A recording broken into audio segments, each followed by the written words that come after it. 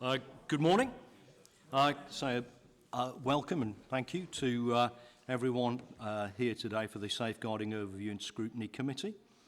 And we'll move straight into the agenda and item 1, apologies. I've received no apologies, Chair. Thank you. Item 2, any declarations of interest? No. Item 3, minutes of the last meeting. I assume everyone's had an opportunity to see them, read them, and are you happy that I sign them as a true and accurate record? Thank you.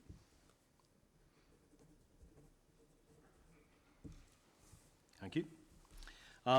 Item 4, family hubs in Staffordshire. Report of the Cabinet Member for Children and Young Persons. Pardon me. Councillor Sutton, over to you. Good morning, and thank you, Mr. Chairman, and good morning to everyone present. So this morning, to assist me in doing this, I've got Natasha Moody, who you will know from having been here on a number of occasions. I think perhaps even at our last but one meeting, and also Sarah Edgerton, who's the Family Hub operational lead, and Debbie Nash, who's the Family Hub manager in Cannock, and actually is the author of this report, so I'll give her the credit there it's deserved. So what we're asking this morning the committee to do is basically to consider where we are with the Family Hub model one year on, and welcome obviously comments, suggestions, thoughts as we move forward. We've been committed to changing the way we deliver services for families locally, to have a more coordinated approach across the partnership, particularly around expectant parents, parents of children and young people as well, across the whole of the county.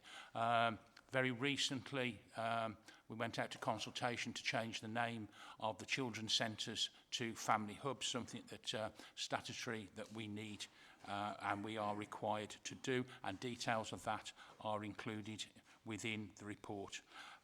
So as I said, the report will outline the progress we've made to date, and there is actually a presentation that I'll ask Natasha to go through.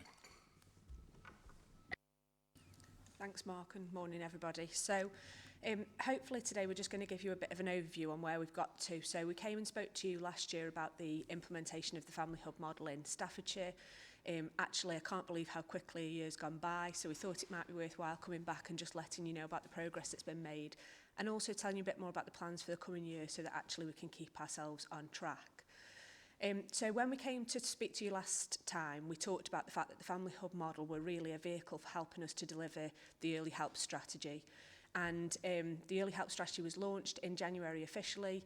It's seen a number of district-based events which have kind of celebrated and got partners around the table in terms of sharing the vision, in terms of that early help strategy, but also been starting to land the key messages that we need them to know in terms of the Family Hub and its development. So this is just really a reminder of the key asks really within that strategy, is that we get families the help they need at the right help, in the right time, in the right place. So hopefully that will be nothing that's new to you, but just a helpful reminder.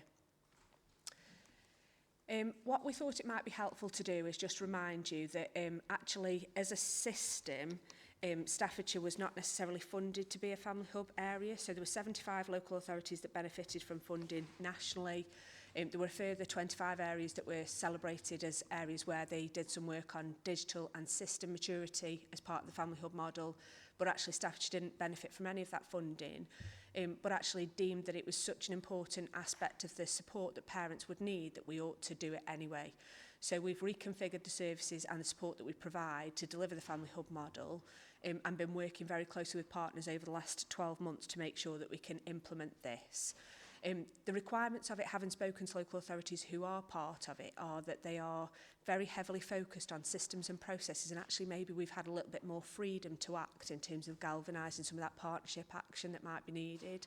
And so in some senses, when we're talking to people nationally about the progress that we've been made, I actually think in some senses we're ahead of the curve in some aspects of the work, because we haven't been confined by some of the systematic issues that some areas are dealing with.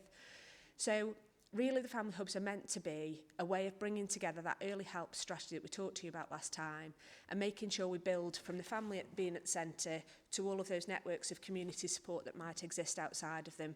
And actually, it really is about changing the way we work with one another so that from a family's perspective, the access to the support is seamless. And I think everybody around this table would probably have lots of examples where they could share where families have found it very difficult to navigate the system. So this really is a way in which we all should be working together to try and make sure that we achieve that overall objective. So what we've tried to do is there's a national framework for family hubs, and that's based on 3 themes, so access, connection and relationships. And right at the beginning of this programme, we were really keen that we didn't go and talk to partners about early help, which has got 5 areas, which are family voice and experience, leadership and governance, communities, workforce development and delivering data and outcomes. And then talk to them separately about family hubs. It felt like that was counterintuitive, like why are we talking about 2 separate things when actually the ethos and the way of working should be one same way of doing things. So we very quickly brought together the 2 schemes of work that had been developed nationally into one programme of work. So whenever we're talking to partners, we're talking to them about these 6 areas really of priority. And they should be something that underpins all of the work we do, not just the work we do in early help actually. So, you know, there might be some thinking there really in terms of this group and making sure that those are themes that you start to see coming throughout other areas of work that are coming forward. So we've been talking to partners about early help and family hubs, both in the same breath, both using exactly the same framework. And because of some of the work that we do as part of the Supporting Families programme, we've also been working with the Department for Levelling Up Communities and Housing and the DFE to try and get them to bring the 2 frameworks together nationally so that actually all local authorities can do it in this way. It doesn't mean we're missing any elements of the programme, it just means we've got the 2 mapped across so that they feel like something seamless. And again, given that we're talking about families' access being seamless, it's also important that the agendas that we're working on feel seamless to partners as well. We'll touch a little bit on how we've embedded some of these aspects as we go through the presentation and again talk to you about how we plan to deliver those moving forward. So the first one is around access. Now, we've done a lot of work over the last year, talking to partners and parents, and again, we'll talk to you about the co-production promise, which was one of the things that we've been very proud of this year in terms of the way in which partners have worked together. But the thing that's come out loudest and clearest from parents in Staffordshire and children is access to services and support. This is the one they wanted us to focus on heavily. So if you took those 6 pillars really we just talked about before, they were saying get this one right and this will make a significant difference for us in terms of our journey. So we've been working as a partnership over the last 6 months to try and determine, well, what does good access look like for family hubs? And we've now got an agreed partnership vision for what we want to achieve, which again, we thought we wanted to bring here for your thoughts, reflections really. So we'll have one brand for the family hub. So a really good example we actually stole with pride from the Wirral is they have something called Family Toolbox. So regardless of which organisation you work for, you all wear the same lanyard to the naked eye, to anybody in their public domain. You all look like you work for the same organisation. You wouldn't necessarily have a separate lanyard for Staffordshire County Council and one for health and one for somebody else. You would look like a seamless set of support services for that family. We will also make sure that the branding is far-reaching in terms of its use, so we want other people from a range of different organisations to be using that, and again we'll come on to what that might look like later. Families told us that actually they feel sometimes like they can be moved around the system, trying to access help and support, filling in multiple referral forms for multiple different services, and so actually one of their key pieces of feedback was we really want one referral form to access the services and support, and actually we want the professionals behind the scenes to determine where that needs to go to, not for us to have to do that ourselves. So we're currently working on one referral form. They want us to work as a group of professionals to triage those referrals and make sure that we do that through one hub, one conversation. So we have all partners sat around the table determining which services and support are meeting the best interests of the child, young person or the family. They want us to have some physical places where people can go to, those are the family hubs. And whilst some of those might be existing children's centres that will be turned into family hubs, our hope is that in the future we have a much wider family hub network, which includes community buildings as well. And again, we're starting to do some work around what that might look like and the principles of what that might be, so that actually people can sign up to delivering that model. And we also want to make sure that people have one phone number. Now, when people first said this, I actually sat and thought, oh my God, I'm not sure we can do that. But actually, the technology does exist to try and make sure that we have one plug-in, really, to all of the different networks. So we can work as a group of organisations to have one number that is dialed, and actually the system behind the scenes can work out which organisation it needs to go to. So that's something families told us they wanted. And we want to have one local offer, which is not only easy to access, and we've done a tremendous amount of work on making sure that that is accessible, but also that it's well used by the partners, because sometimes it feels like a cyclical process in terms of reminding people that that can be found on the local offer, or you need to make sure it's updated. So we want to carry on using that local offer and maximise its usage over the partnership. So that's the vision for what we want to achieve in terms of early help and access. Like I say, that's been co-produced with the partners and with feedback from parents and children, and that's as far as we've got it to at this moment in time. So that's the aspiration we're working to. Now, in terms of family voice and experience, we've touched on this just slightly. So one of the pieces that we've done over the last year is to work with Skivvies, Stafford Council for Voluntary Youth Services. Phil Pusey, the chief exec there, has done an incredible piece of work working with the partners to try and corral us all in a single direction around how we want to work together. So we've determined that we're going to call this the Staffordshire Co-Production Promise. So we have spent 12 months renegotiating with partners, parents. There's been an incredible amount of people involved in the kind of design and development of this, and it always comes down to the last final word, which is why it's taken us so long to do. But we've now got an agreed way of working with one another. And actually, we think that this is a game changer in terms of the relationship that we build with families, because it's not about us doing something to them, but it's about really how they can challenge us in terms of providing that personalised care. And I'm sure a lot of you have come into contact with parents who might say that actually sometimes the care feels like they've, got to run through a system of processes or things, tick boxes that they have to get through. Actually, this is about us making sure that we meet the needs of the person who's looking in front of us. So actually, sometimes that can be quite difficult because it just means hearing the person and not necessarily referring them on for an onward service. So again, these have been developed with families. It stands in terms of 5 elements. So it's about being person-centred. It's about that good ongoing communication, and making sure that we feed back when decisions are made. It's about working with one another and constantly making sure that we embed that good practice. And so it shouldn't really be anything more than what we're already doing. But actually, if this was to work effectively, we know that there are some families who might find it a challenge to get some of that support. And actually, we hope that over time, they would use that co-production promise to say to us, actually, this is what we all signed up to do. Why aren't you working in that way? So we hope that this will be a useful tool for us as professionals as a reminder, but also for families to challenge the experience that they might have when working with the partnership in terms of accessing services and support. That's been launched. It was launched with parents through a parent-led event in October, and actually parents are incredibly supportive of it. I suppose the kind of trick to this really will be about implementing it and embedding it into practice. So we need all of you to know it, understand it, and advocate for it when you're outside of this meeting. And there is actually a link to the website that we'll share with you after the meeting, where you can go onto the website, download a copy, and you can also make a pledge to work differently with people that you work with as well, if that's something you want to do. But again, actively encourage you to kind of be doing that within the community and making sure that people understand that that's the way we should be working with one another. So one of the other things we've done in terms of the leadership and governance is, last time we came to talk to you, we talked about changing the way in which the staff were structured. We've now been through that restructure, and we've now got Sarah and Debbie, as Mark said, that are now with us, who are members of staff who work in that structure. So we've now got a fully formed and fully occupied staffing team, which actually felt like at times we might not get to. But we've now got a family hub operational lead, which is Sarah, and then we've got 8 district-based family hub managers.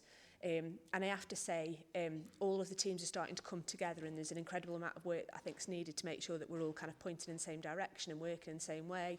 But actually, it's already starting to show some real good green shoots in terms of the way we work in a locality footprint. And I'm sure some of you will have come into contact with some of the family improvement boards which the family hub managers are chairing.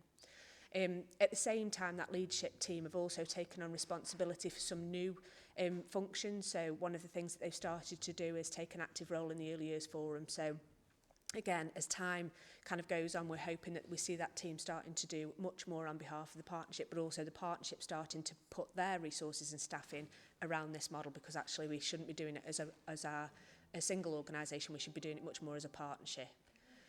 Again, just a reminder of the governance of this. So we have got an early help group that's overseeing it. It's very well attended. Again, that's chaired by Phil Pusey, the Chief Exec of Skivvies. I think he's an incredible advocate of getting that community involvement and actually challenging the local authority to talk in plain English and make it accessible for all of the partners. And that's been something that's been incredibly successful. And again, Phil has gone and talked to 10 local authorities about how they might do something similar. So that's quite useful to know. And then we just wanted to kind of remind you or kind of celebrate really some of the successes, because when you're in it day to day, you can forget how much stuff has actually been achieved over the last year. So we just wanted to celebrate the fact that we have got a fully staffed team. We've got a workforce development plan that's now in place. We have developed the launch events as we've touched on. We've got the early help partnership delivery plan. I'm incredibly proud of that work and how the partners are starting to galvanise behind it. I think the clue again will be making sure that that's implemented and measured and monitored effectively. We've got some really good relationships with the communities and some really good partnership support in terms of that co-production promise and also their engagement and involvement in how this might look moving forward. Lots of the services and support that's provided are delivered by the communities themselves and parents themselves, so we're incredibly grateful for them and all of their support. And also we've got a virtual self-help offer which is available through Stafford Connects and is accessible, and Steph Lee, who's the member of staff who kind of leads that, has done some amazing work on making that more accessible, so you can get on there if you've got English as an additional language, you can still access it. If you've got special educational needs or disabilities, it's still accessible. So if you haven't seen it recently, I'd encourage you to go on and just take a look, because actually there's a load of work that's been done to try and make sure that that is more accessible. So since we last saw you, we've launched the early help strategy, we've launched the co-production promise, we've actually launched, so one of the requirements of the Family Hub model is that you have a first 1,001 days pathway. That didn't sound very parent friendly, it didn't sound very catchy either. So we've decided to call that the bump to toddler pathway, which just feels like it might be something that's more accessible to parents. So again, we'll send you the link for that, go and have a look. If you know of any parents that live in the community or contact you, it might be a really helpful resource for them to be able to determine what services and support they might be able to access in those earliest years. We've been working with comms to develop a Family Hub brand and logo. I think there's still work to do on that. I think our organisation needs to understand that actually this is about co-producing it with families and partners, and so we might need to just think about how that lands itself, but actually we have got a logo and a brand that's been developed. And then in terms of our plans for the next year, we just wanted to share some of this with you. So we have achieved an enormous amount, but actually the next 12 months is just as important, really. We want to make sure that we grow that Family Hub network. We know that the services and support won't be accessible if we only rely on the 11 centres that we've got within our gift. We really want to determine what that Family Hub network needs to look like. The reason for being a bit strict around making sure that we've got a criteria for what the Family Hub network looks like is because we know that this will be subject to Ofsted inspection, so we're likely to have a joint targeted area inspection on this offer. So we need to make sure that whatever groups and organisations or buildings are coming into that network, they know and understand the responsibilities that comes with it. We will, within the next 12 months, have one referral form to access Stafford County Council services and support, and have already started that work to try and integrate those to make it as easy as possible for families to get that support. We will have a multi-agency triage in place for each of the 8 districts that will see us bring together some of the work we do in separate forums currently under the Early Years Forum, the MACE panel, Send and Inclusion hubs, and the vulnerability hubs into one conversation around a family and their whole needs. We'll have developed the Family Hub quality standards so that parents and partners can be part of that wider offer. And we'll also make sure that we've got a multi-agency workforce development plan so that actually all of the partners in that partnership approach understand the way in which we should be working with families, embedding that restorative practice model that's in place already in children's services. We'll have a comprehensive local offer, and we will have a performance framework that is in place in each of the districts and also at a county level. So through each of the family improvement boards, we'll have a performance framework, and as part of that, there will be performance data that that board is expected to look at, keep an eye on, monitor and manage so that the performance is moving in the right direction. And we thought it would be remiss of us not to come with an ask for help. So we need your help really to support us with the development of the Family Hub model, to be an absolute advocate for it within the districts, to help us to build that network. So if you know of any organisations that are out there developing or delivering some amazing work, then by all means put them in touch with the local Family Hub manager, and make sure that they know who those contacts are. And again, we've included those for you at the end. And again, just kind of think about some of the things you've heard today and encourage and embed that practice into what's happening in the local footprint if you would. And so that leaves us with any questions from yourselves. Natasha, thank you very much for that. Councillor Pardeshi.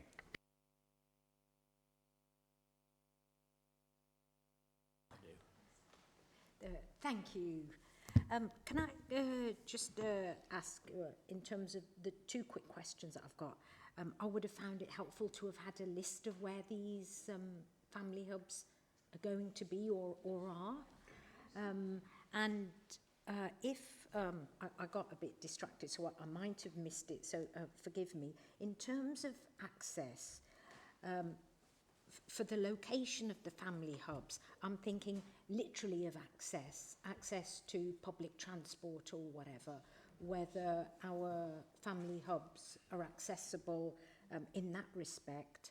And would you say they are based in locations where the need for them is the highest? Thank you. Okay, so apologies if we haven't included the family hub locations. We can send those to you after.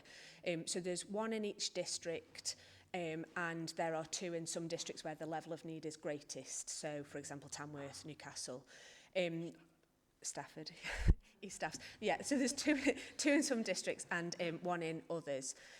The locations vary, but most often are areas of multiple deprivation. So most often they're located in the community where we know we've got the highest level of need. So they are accessible. Most of them do tend to be, like the one in East Staffs I can think of is, you know, on the bus route in the centre of town. So most of them are accessible, some of them less so.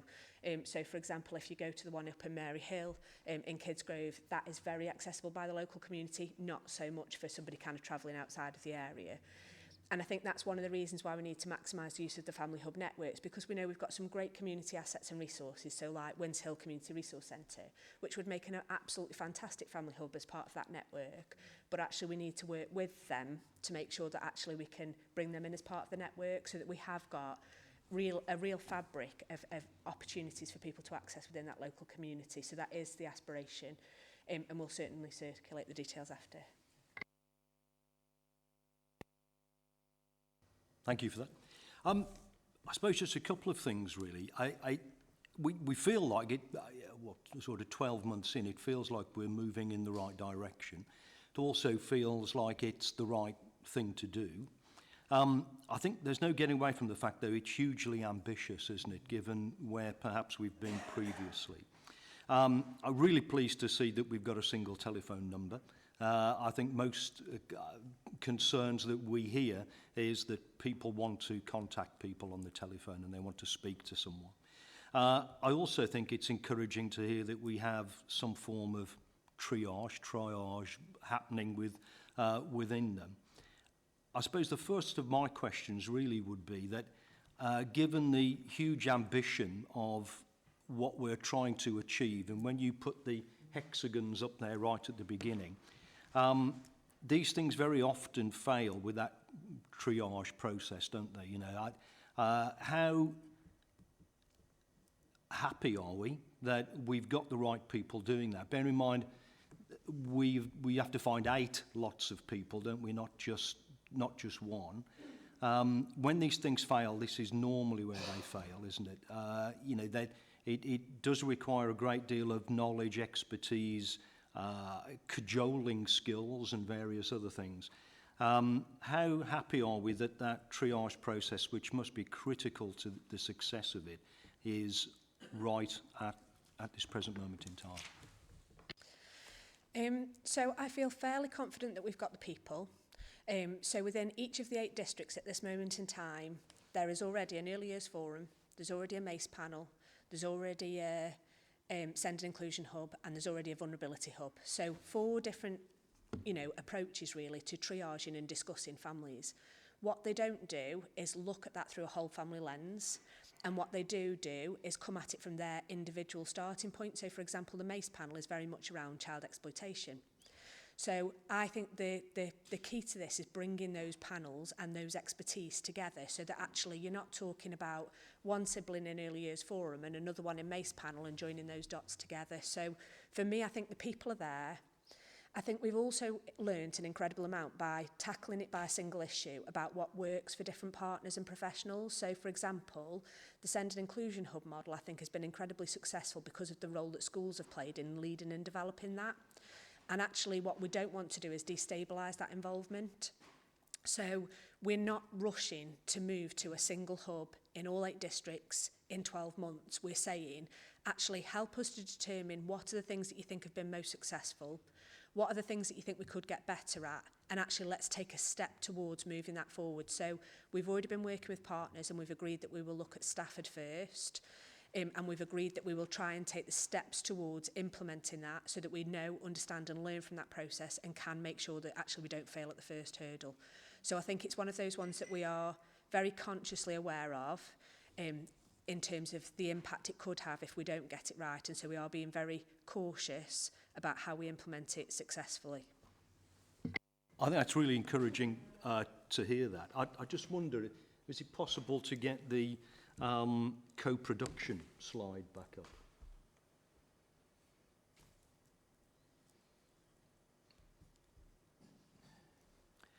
Because I think just taking that argument a little bit further, when you look at these things, we will communicate well together, we will work well together.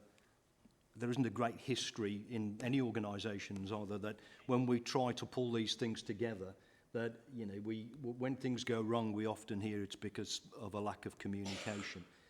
You're also dealing with other organisations that do and may in the future have different priorities to what we have and what this is trying to achieve. So again, just looking for some reassurance, are we happy that we have the right communication with our partners? Is it effective?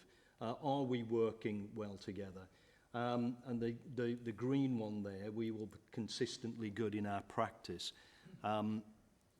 Is there any evidence that we are consistently good in our practice? Bearing in mind, the structure is a little counterintuitive, isn't it? Nowadays, we tend to centralise things so we have a consistency of delivery of service. We're going the other way, and we're putting all of our eggs in this 8, and we want them all to be the same, or not all to be the same, but all to be delivering a level of service which is not the way that we would normally do things, isn't it, if we want to ensure that we're getting that. And actually, when it comes to communication and working well together, we're communicating and working with people we as a local authority don't control.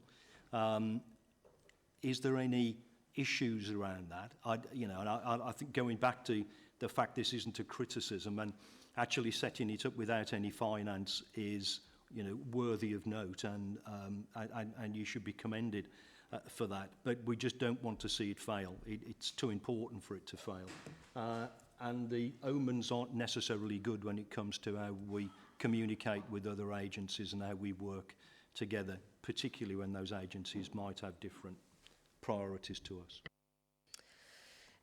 So I think you're right. There are a number of things that we need to be, you know, conscious of and working together effectively as a partnership to make sure that we deliver. And that's why one of the pillars is around leadership and governance. So there should be a golden thread all the way from the Health and Wellbeing Board to the District Family Improvement Board. And that really is the mechanism for developing that consistency of practice, because you should have, hopefully, 8 district ways of doing stuff that's fit for the community, that works around their family and their needs, and actually the mechanisms to centralise and standardise practice at a county level where it's needed, so that actually you have got that consistency of practice. And so I know, as a family living in Newcastle, my experience is very different from a family living in Tamworth, and so I think it is right that we have that local nuance and we understand what's going on in that local community so that we respond effectively together. Having worked in both a district and a central role, you can really see that there are benefits to both ways. So I think we have got to make sure that leadership and governance is at both a district level so that you get that local responsiveness, but also has got that central practice so that actually you can maintain that consistency of practice. One of the strengths, I think, to working in this way and kind of embedding that co-production promise is that we deliberately took our time with it, and Phil Pusey will say to me now, my work has been captured in a piece of paper or a sentence on a report, but actually it took an incredible amount of work to really try and get everybody on the same page in terms of having one promise that we could all sign up to, that we could all stand beside. And a really practical example of that was around the good practice, actually. So you've got parents who said, we just want the local authority to do what they're required to do. And actually what we said was, we understand that, but actually sometimes what we're required to do is counterintuitive to the way we think things need to be delivered. So we established that actually coming up with a thing around, we will always embed good practice, was the better way of doing it, and actually a compromise between what the parents wanted and what the local authority wanted. So I think that co-production promise has given us a really firm footing really to move forward from, and really to try and test the working relationships and make sure that they are maintained and embedded effectively. All of the partners have signed off that co-production promise across police, Department for Work and Pensions, each of the districts and boroughs, you know, regardless of what kind of department you sit in, whether or not it's SEND, social care, all of us have signed up to that co-production promise. And so it really should be the underpinning foundation for the way in which we work with one another. The other thing I would say is that in terms of leadership and governance, we have had, I think, really good partnership involvement in this programme. So I think there was a session held last week or the week before with partners around the access pillar. This is one of a number of conversations that we've had with them. And when the partners all met together last week, there were over 30 people in the physical room and 20 people online. So actually we've got really good engagement in this agenda. People can see basically that the system has become fragmented in some ways, probably as an impact of the pandemic and kind of going back into kind of focusing on the here and now issues, and they recognise the need for us to change. So I think that buy-in and that support is critical to our success. We've got it for now.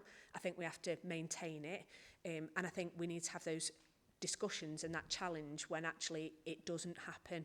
And again, that might be somewhere where we need to come back for further support in future if actually we do start to see it wither and wane. But I think at this moment in time, it feels incredibly positive in that partnership arena. Thank you for that. I think that bit is very reassuring that it feels right. I think that co-production is central, isn't it, to this delivery. And it was only a few years ago, wasn't it, that we had an Ofsted inspection that said we weren't very good at co-production. So I think there is an understandable concern there about, you know, we are putting all of those eggs in a basket that previously we've been criticised for not doing particularly well. The last one from me really though is that whilst it feels right, and we are encouraged from what you say, we don't, and you're going to correct me, we don't yet have a performance framework that is telling us those things. Do you know when we're likely to have one? And along those lines, and I apologise if I'm putting you on the spot, but in the last 12 months, can we identify any problems that we've experienced, any hurdles so far? Are we alive to those issues, or do we just think that it is going really well and we're ploughing forward? Because when it comes to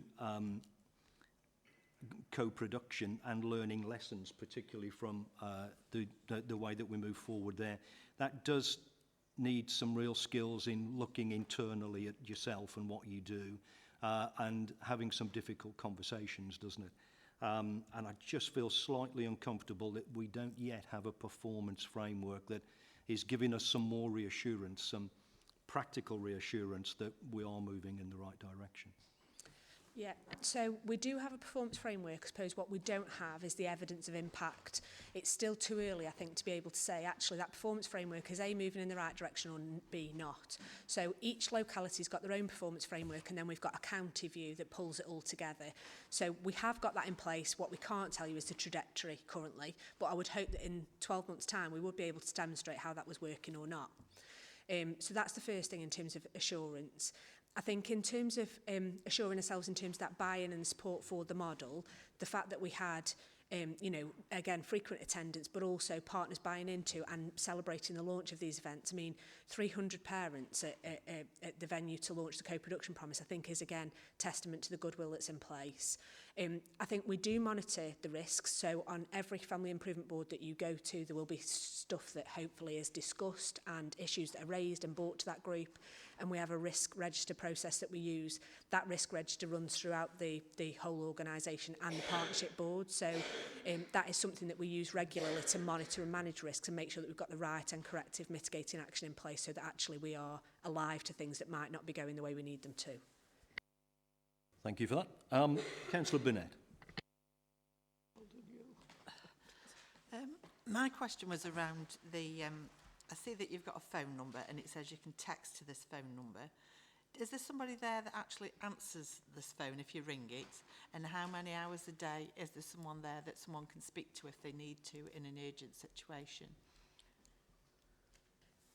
So, yeah, there is somebody who answers the phone all of the time. There's a number of different mechanisms currently that are in place. So, regardless of what organisation you work for, currently there are a number of different mechanisms that work. So, for example, if you work in MPFT, there'll be something called Chat Health. You can chat and text to somebody from 8 a.m. in the morning till 10 p.m. at night. What we're trying to do over the next 12 months is move towards having one phone number.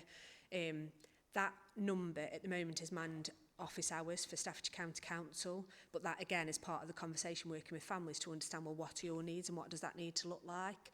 I think the partners have acknowledged the fact that because everybody's got different mechanisms of doing it, there might be a need to blend that approach so that actually partners can answer on behalf of each other, but that requires a level of trust. So that's the work we're trying to do at the moment. So currently, each of the centres and the phone lines are manned normal business hours 8 till 6, not at weekends necessarily. Again, if the centres are open, they'll be manned. But the outside of working hours, like things like Chat Health, are available till 10 p.m. at night. Again, I think that's something we really need to make sure that we get parents' views on, because I know as a working parent, when I'm travelling in and I ring somebody on my way in and they say it's only open 9 till 5, it infuriates me. I think, well, that's the whole time I'm working, so it's really not helped me. So I think we do need to engage families in a discussion about what is going to be most useful for them. Thank you for that. Did you want to come back? And like you've just said yourself, most of the time when you need to speak to these people is not between 9 and 5 Monday to Friday, and especially at times like Christmas and critical times, you may have somebody who's desperate to speak to somebody, you know, and they just can't get through. And I know you say you've got this chat thing that you can text and chat back, but that's just like a robot that answers your own normal questions. It's not like a real person, is it? Yeah. Health's actually staffed by school nurses, so it is a live human being. The other thing is, as well, I mean, we don't advertise this necessarily, but we have a number of Facebook pages and things like that that parents can use. And I know that the teams will answer stuff on Facebook and whatever outside of hours, because I've heard them tell me about parents contacting them at 11 p.m, struggling to breastfeed and wanting some advice on something. So there has undoubtedly been times when the team will, like you say, respond to those queries.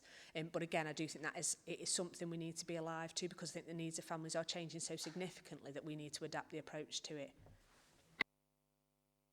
Thank you. Councillor Geller.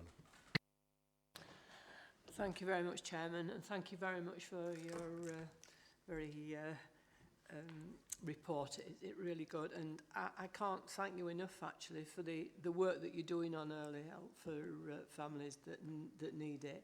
It is so desperately needed, as you're probably aware. My question really is about the children's centres and how you see that you're moving forward. You talked about you're looking at Stafford, and I think, all right, the hub is in Faraday Road, which is one end of town. But in Stafford, Highfields, Silkmoor area are seen as deprived areas of Stafford, as you're probably aware. The Children's Centre is situated in Silkmoor. So again, picking up Councillor Pardarsi's question about transport, those people, especially when you've got probably mums with 3 children or something and the father's away somewhere or what have you, needing help, how they're going to get to Faraday Road if they need it, because it's the other side of town. And as I say, how are the children's centres? How do you see them in the future? Are they going to be picked up as hubs? Is that what you're hoping? Thank you, Chairman. So, yeah, we are envisaging that the children's centres would move into the family hub arena and would become family hubs. I think we recognise and acknowledge that those buildings were purpose-built for under fives, and so sometimes they're not necessarily suitable for an 18-year-old, for example. So again, that's one of the reasons why we need to expand that family hub network. One of the sites that we're looking at in Newcastle, for example, is Chesterton Vision. So I think there needs to be a range of different opportunities that are available. I've no doubt it'll take us years to get to the point where we've got a fully established family hub network. But actually the key for me is moving towards that objective of increasing the number of family hubs we've got. I know in Stafford there are a number of sites that are used, and I don't know, Sarah, whether you want to come in and just tell them a bit more about that. So in Stafford, we've got a couple of schools that we're currently using. We've obviously got Silkmoor Children's Centre that's going to be a family hub. We've got Faraday Road. We also do work with the Salvation Army that's locally. And currently, we have got more and more people now who are actually approaching us who want to be part of that. Even the special school that's locally in Stafford as well has started to do work with us, and they are also coming in and delivering services within their family hub, and have also offered us a space in their school for SEND children. So, like I say, we are looking at going everywhere, and we've already got partners on board that want to be part of this model. So it's quite an exciting time, and obviously the more partners that get involved, the word of mouth goes out, and then again we have more partners that want to get involved. So it's quite an exciting time. Want to come back? Yeah, just thank you, Chairman. Just to say thank you very much for all the work you're doing. I think it's absolutely so important for these families. Thank you. Thank you, though. Councillor Snape. Thank you, Natasha, etc. The other two. Staff's police are in special measures because they're not doing the job properly. But we say everything's hunky-dory. Talk comes cheap. We had the police commissioner here last week, so the week before. There's no police on the streets. So how do we know they're doing the part to work with us? That's my first question. The second really is about the parents who slipped through the gap. Those who perhaps go to main school, go to nurseries, but there's children who are home educated. We don't know if their parents are doing what they should for them. We don't know. We see it every year up and down the country. Touch wood, we've been fortunate over the last years. Because the way where our children's social services go. But what is being done for them really is a referral from GPs, say from dentists, from other organisations where they mightn't go to school but they've still got to buy into services elsewhere. Are we bringing those sort of people on board? And the third thing really is we're a scrutiny committee. Listening today, you've got to 100% on everything. We've heard nothing where you've perhaps failed, had to rejig, go there, everywhere. For a report in future, could we have the things that didn't go right and what you've done to put them right, if you could, if not, what's the ongoing issue to try and put them right as part of the report as well? And that's it. Thank you. So certainly we take that feedback on board. I mean, just to give you an idea, there have been lots of things that haven't necessarily gone as the way we'd have expected them to. You know, particularly like we say, the co-production promise taken us longer than we thought it might to develop it. But actually, I think the fact that we've got there is why we wanted to celebrate it. But absolutely take that point on board, and we absolutely will include that in future updates. In terms of the police, I recognise that they are in special measures. However, one of the reasons why they are in special measures is because of information sharing not being as effective as it should be. And so for us, we've got a real in there to working with the police, because from the inspection feedback, they were saying that actually there should be more information sharing at an earlier stage to allow people to get the help and support they needed, and not necessarily coming through the MASH in terms of the front door for children's services. So actually we've had really good support from the police. We've had one of the lead inspectors who's been part of children's safeguarding really, from the police, being a real active partner. We've never had a meeting where they've not attended and been part of the discussions. They are really keen to drive it forward, and in fact it's the vulnerability hub in Stafford that we're going to see as a partnership first, to see whether or not that, you know, what kind of benefits that partnership or forum brings in terms of helping us to implement the programme of work. So I think we've had good partnership buy-in from the police. I think it's helping them to achieve their inspection feedback, and so they're really keen to do it. We also know that the inspectors are back in February to April time, and so they're really keen to make sure that we've been able to demonstrate some impact in terms of being able to talk about the work we're doing in Stafford and the vulnerability hub. So for us, again, that's been another challenge, because we're trying to work to somebody else's time scale, but actually we've absolutely stepped up and agreed to do that. In terms of the other point you raised then, around those parents who slipped through the gap. So one of the things that we do quite well as a local authority is we are one of 10 local authorities who've got earned autonomy status, but also got one of 2 local authorities that have got are basically paid by the Department for Levelling Up Communities and Housing to provide support for other local authorities, to advise them on what a mature system around early help looks like. And as part of that, we often talk to other local authorities about how they can prevent people falling through the gap. So one of the things that we have in place is a system called FIDO. It's not the dog off 7-Up from those of you who might remember, but FIDO is actually a family identification operation. So it basically is a system that we use to identify families that might need our help and support. We take a range of different indicators from a range of different partners, including the police, health, DWP, you name it. We've got all of that information sitting in the system. And when a family rings up for help and support, anywhere in that system, people can access the information to understand the whole picture of the family. They can understand about, maybe police call-outs that have taken place and whether or not there's a level of risk attached to them. So that system is something we're incredibly proud of. It's something we actually used during the pandemic to try and identify families who might be at risk and actually provided targeted support to some of those families. And the feedback from families was just incredible. I mean, we had a parent who was hiding in a bathroom at the time because she'd got autism and her son had got autism and was struggling to cope with parenting at home during the lockdown. So I think we use that data incredibly well. We still have aspirations to make that data set even richer and are trying to work with health to make sure that we overcome some of the challenges in terms of permission to share some of that information, really. So I think we've got a fairly robust process in place. We do talk to other local authorities and I think we're in a fairly decent position. But actually we continue to need to embed that into practice, and one of the things we need to do over the next 12 months is make sure that other partners can access the same information the local authority can. So that would be the one thing we need to improve. Thank you. Thank you, Natasha. Thank you, Chair. Councillor McMahon. To come in. Sorry, Mark, I didn't see that. That's fine, Mr. Chairman. I just wanted to add to a little bit to what was said. First, to answer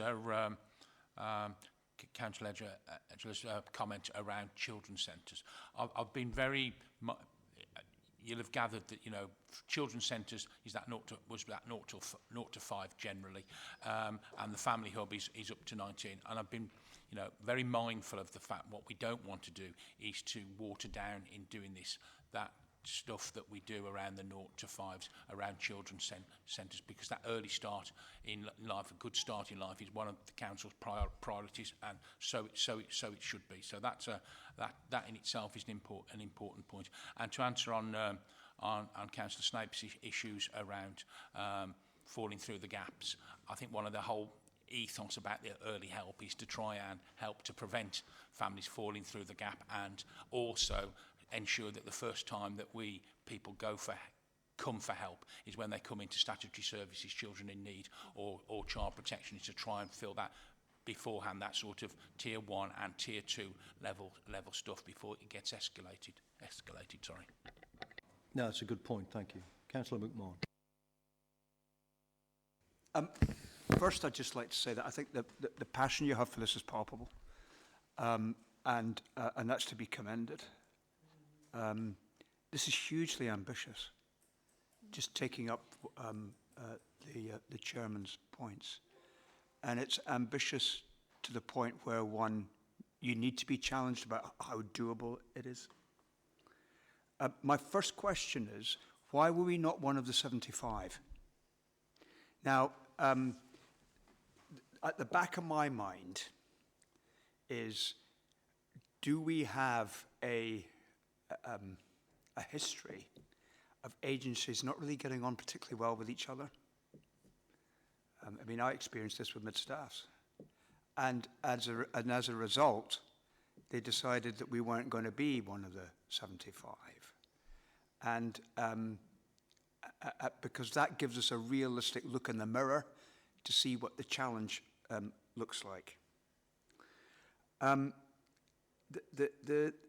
The second point is that you mentioned quite early on in the report about access, information and support. And then you list 27 things. You ran out of the alphabet. The last one had to be an AA. Now that's a huge, huge ask. It begs the question that Mr. Sutton raised about the fact that we don't want to water down the 0 to 5, particularly the 0 to 2, because this is a 0 to 19, and indeed for those with special needs, it's a 0 to 25 challenge. So, did we analyse why we didn't get the thing, why we weren't one of the 75? Have we used that analysis in terms of our intrinsic weaknesses in the system? Are we addressing those?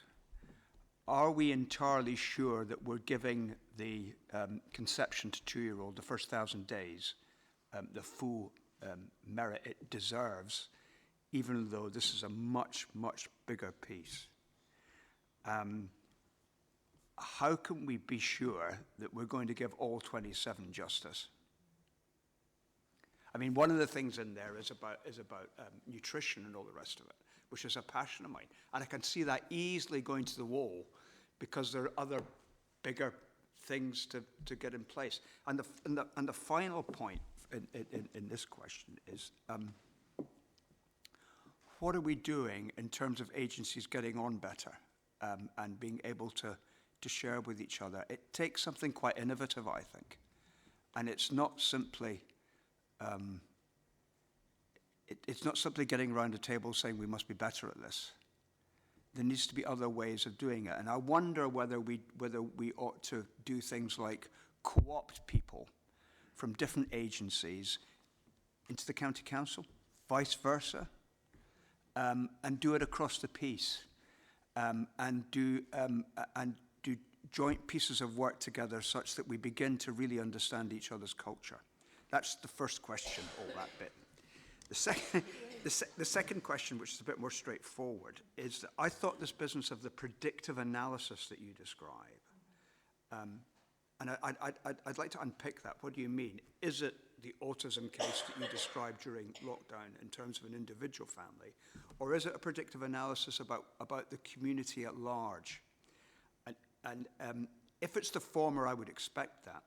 If it's the latter, I think that's very, very interesting, because it gives us information about strategy for the future, which I think is gold dust, frankly. But we can't do that properly without the agencies having a loving. I will try my best to do this justice. So, why were we not one of the 75 is because the Department for Education used data and information about local authorities to determine who would get the money. So they basically went for the local authorities, the 75 worst local authorities in the country, where they felt like they needed to act quickest. And Staffordshire's kind of middle of the road. So it never got a look in. And then for the 25 that they decided to do the data with, they did a bidding process. And because we were a supporting families area and earned autonomy, I think that knocked us out of the process. So I think we do know why we didn't get picked. That being said, I don't think in some respects it's necessarily slowed us down.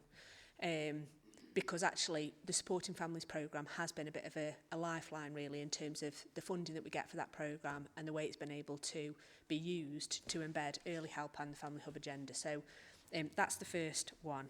I will now look at my list. So in terms of what we're doing to make sure that we sustain and maintain the partnerships, I think we've been very deliberate in who we've gone to and why we've gone to them for different pieces of work. So a really practical example would be, we know we've got a really good individual within MPFT who literally gets hold of agendas and literally rockets them through the organisation, has real passion and actually is alive to the thing that we're trying to develop. And so we've gone and found people like that and tried to engender them as our change makers really across respective organisations. So we've got different people in MPFT, North Staff Combined, police, all over the place that we are really empowering to act on this agenda on our behalf. We've got some really good people with really good relationships, and actually we have convinced them that this is the right thing to do, and they are very much working with us. So again, that's resulted in some really practical action, which is why I was smiling about the fact that For example, Liz Edwards in NPFT has already been through the pain of developing one phone line for children's services within NPFT, and she's got a lot of learning that's come through going through that process, that actually she's saying, well, actually we could help to lead on this, working with and alongside you, so that actually using that skills and expertise that we've developed, but harnessing it on behalf of the partnership. Another really good one has been Nikki Furlong from the police, again, who we've gone and spoken to, and she's been the person who said, well, actually, I've got a really good vulnerability hub, come and have a look at it and let's see how we can do it. So I think the partnerships, we've been very deliberate about the people we've engaged and trying to get people who we think can make real change within their organisations, not negating the fact that we have got partnership governance structures which we're also using to good effect. I think we've got some really good relationships in some of the partnerships we talk about, and if you haven't been, I would encourage you to come and have a look at them. You can't quite put it into words or on kind of reports or presentation slides that actually, you know, the Early Help board, I think, is a really positive board. It's got a real eye to performance. It really challenges itself and one another about how we're delivering, not only in the meeting, but actually sometimes people will ring me and say, what are we doing about this? Why have we not pushed it forward? So actually I think there is that strength of relationship, and I think it's actually a model of good practice that we ought to think about and harness if actually it's not working elsewhere in the system. I think we are not under the illusion that this isn't going to be ambitious or difficult, but actually we think because of the governance arrangements we've got in place and because of the leaders we've kind of brought into this scheme, we think it is doable. We've got an awful lot of workforces working on our behalf. I mean, I just described to you 5 panels that are happening in a local area. They're all happening, staffed through their own structures. If we brought those together, that would bring about efficiencies that actually could help us all, not just Staffordshire County Council. So I think we recognise it's ambitious, but we think we ought to carry on doing it anyway. We haven't got anything that's telling us at this moment in time that you know, there's something that's hampering us or stalling us. I think there's still an awful lot of will. That isn't to say it will always be like that and we won't face challenges. I'm absolutely sure. I think the big one we faced as a local authority is managing people's expectations about what we can deliver and really trying to get other partners to step into their role really and understand their role in relationship to this model and how they might need to support it. So, for example, one of the services and support that we commission is the health visiting and school nursing service. They've got two hubs where they've got staff based in those hubs, not public facing. So I'm saying to them, well, hang on a second, come and move those staff into the buildings. They can then be a resource that's used on behalf of that public facing support that's in place. So I think we are having very difficult conversations, but the right conversations to move us forward. And I don't underestimate actually the number of people we have got working on our behalf. I mean, if we've got 1,400 working in children's services, 1,400 people working in children's services, and you times that by all of the other organisations, we've got an awful lot of people out there. It's just about reconfiguring the way we work together. So I think we have got the right people in place. I think the team still need to make sure that we are working with partners to manage those expectations, that we don't take on too much, because I think that would be the temptation, is that where there's a gap we kind of try and fill it.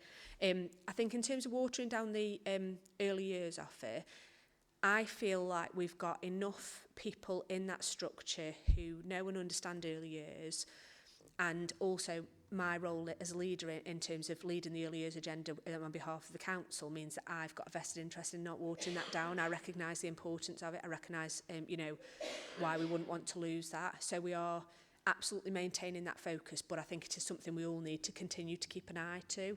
And that's one of the reasons why looking for a broader family hub network is so important, to make sure that we have got that wide range of organisations that can support at different moments in time. And when you talk about the list of services and support that can be available, where we ran out of letters of the alphabet, that is a list of support services that you have to deliver if you are signed up to be one of the local authorities who is delivering it. So the pressure will come from us and not necessarily central government in terms of delivering all of those offers. However, what they do say, and they make really, really clear, is that that offer is not universal. It should be targeted at the areas where you know you need it most. And so that's why the performance framework is so important, because you should have a performance framework that helps you to identify where are the needs and the priorities in your local area. So, for example, if we know reception age obesity is an issue in Staffordshire Moorlands, what are we doing about that as a partnership collectively, and not necessarily going at all 28 of them that might be listed on that you know, long list of things that we might need to do. That being said, we should be clear about what that offer looks like if somebody does need that service or support, so we will continue to do that. And the other one that you asked me was around predictive analysis. So predictive analysis is something that I think is incredibly important. So the way we do it using FIDO is at a person level. So if a person comes into contact with an organisation, we can request their permission to understand what else is known about that family, and actually that helps us. However, we can also use that data to develop community-based patterns and trends over time. So we have heat maps that tell us about the areas that are most in need, based on the number of families that we've seen coming into our system across a whole range of different indicators that might be there. Quite often those areas do mirror the 0 to 30% lower super output areas, but sometimes they will throw up areas that you hadn't have necessarily seen. So one that I can think of, because it's local to me, is Leeswood Place in Clayton, where actually that came up on the heat map, but it wouldn't necessarily have been seen because it's in an area of affluence. It's literally just one street. So it can throw up areas like that where we can see at a much more hyper-local level where there might be particular needs that we need to think about and address. Thank you. Do you want to come back? Only to say, I mean, excellent, thank you. Only to say that you mentioned MPFT quite a lot. And if my history serves me correctly, there was a time in the recent past where the relationship between MPFT and the County Council was not particularly good at all. But the innovation that helped drive it was a senior joint appointment in Joe Coucher. And it's that sort of innovative approach with other agencies that I think that will drive the sort of relationships that will make this work. Thank you. Thank you. Councillor Walmer. Thank you. I'll try to keep this brief, maybe. Natasha, it's great to have you at the helm of this, by the way, because I know you've been in different roles within this county council doing early years for a long time, so I think it's reassuring to us all that you're in this position and leading this. I just wanted to ask 3 questions. One is the current Ofsted inspection for children's services. I think it's just gone now. Did that inspect early years? That's the first question. Second question is, Johnny sort of dealt with this, but when you read the report, the risks section doesn't really highlight the risks to the family hub system. I think what it does is it provides some mitigation as to what those risks might be. In your mind, what is the biggest risk? And depending on what that risk is, how are you going to mitigate it? And finally, the Early Years Forum. We have a Family Improvement Board and we have an Early Years Forum. Just for my knowledge, what's the difference, and is it going to be duplication or is it definitely worth having? Thank you.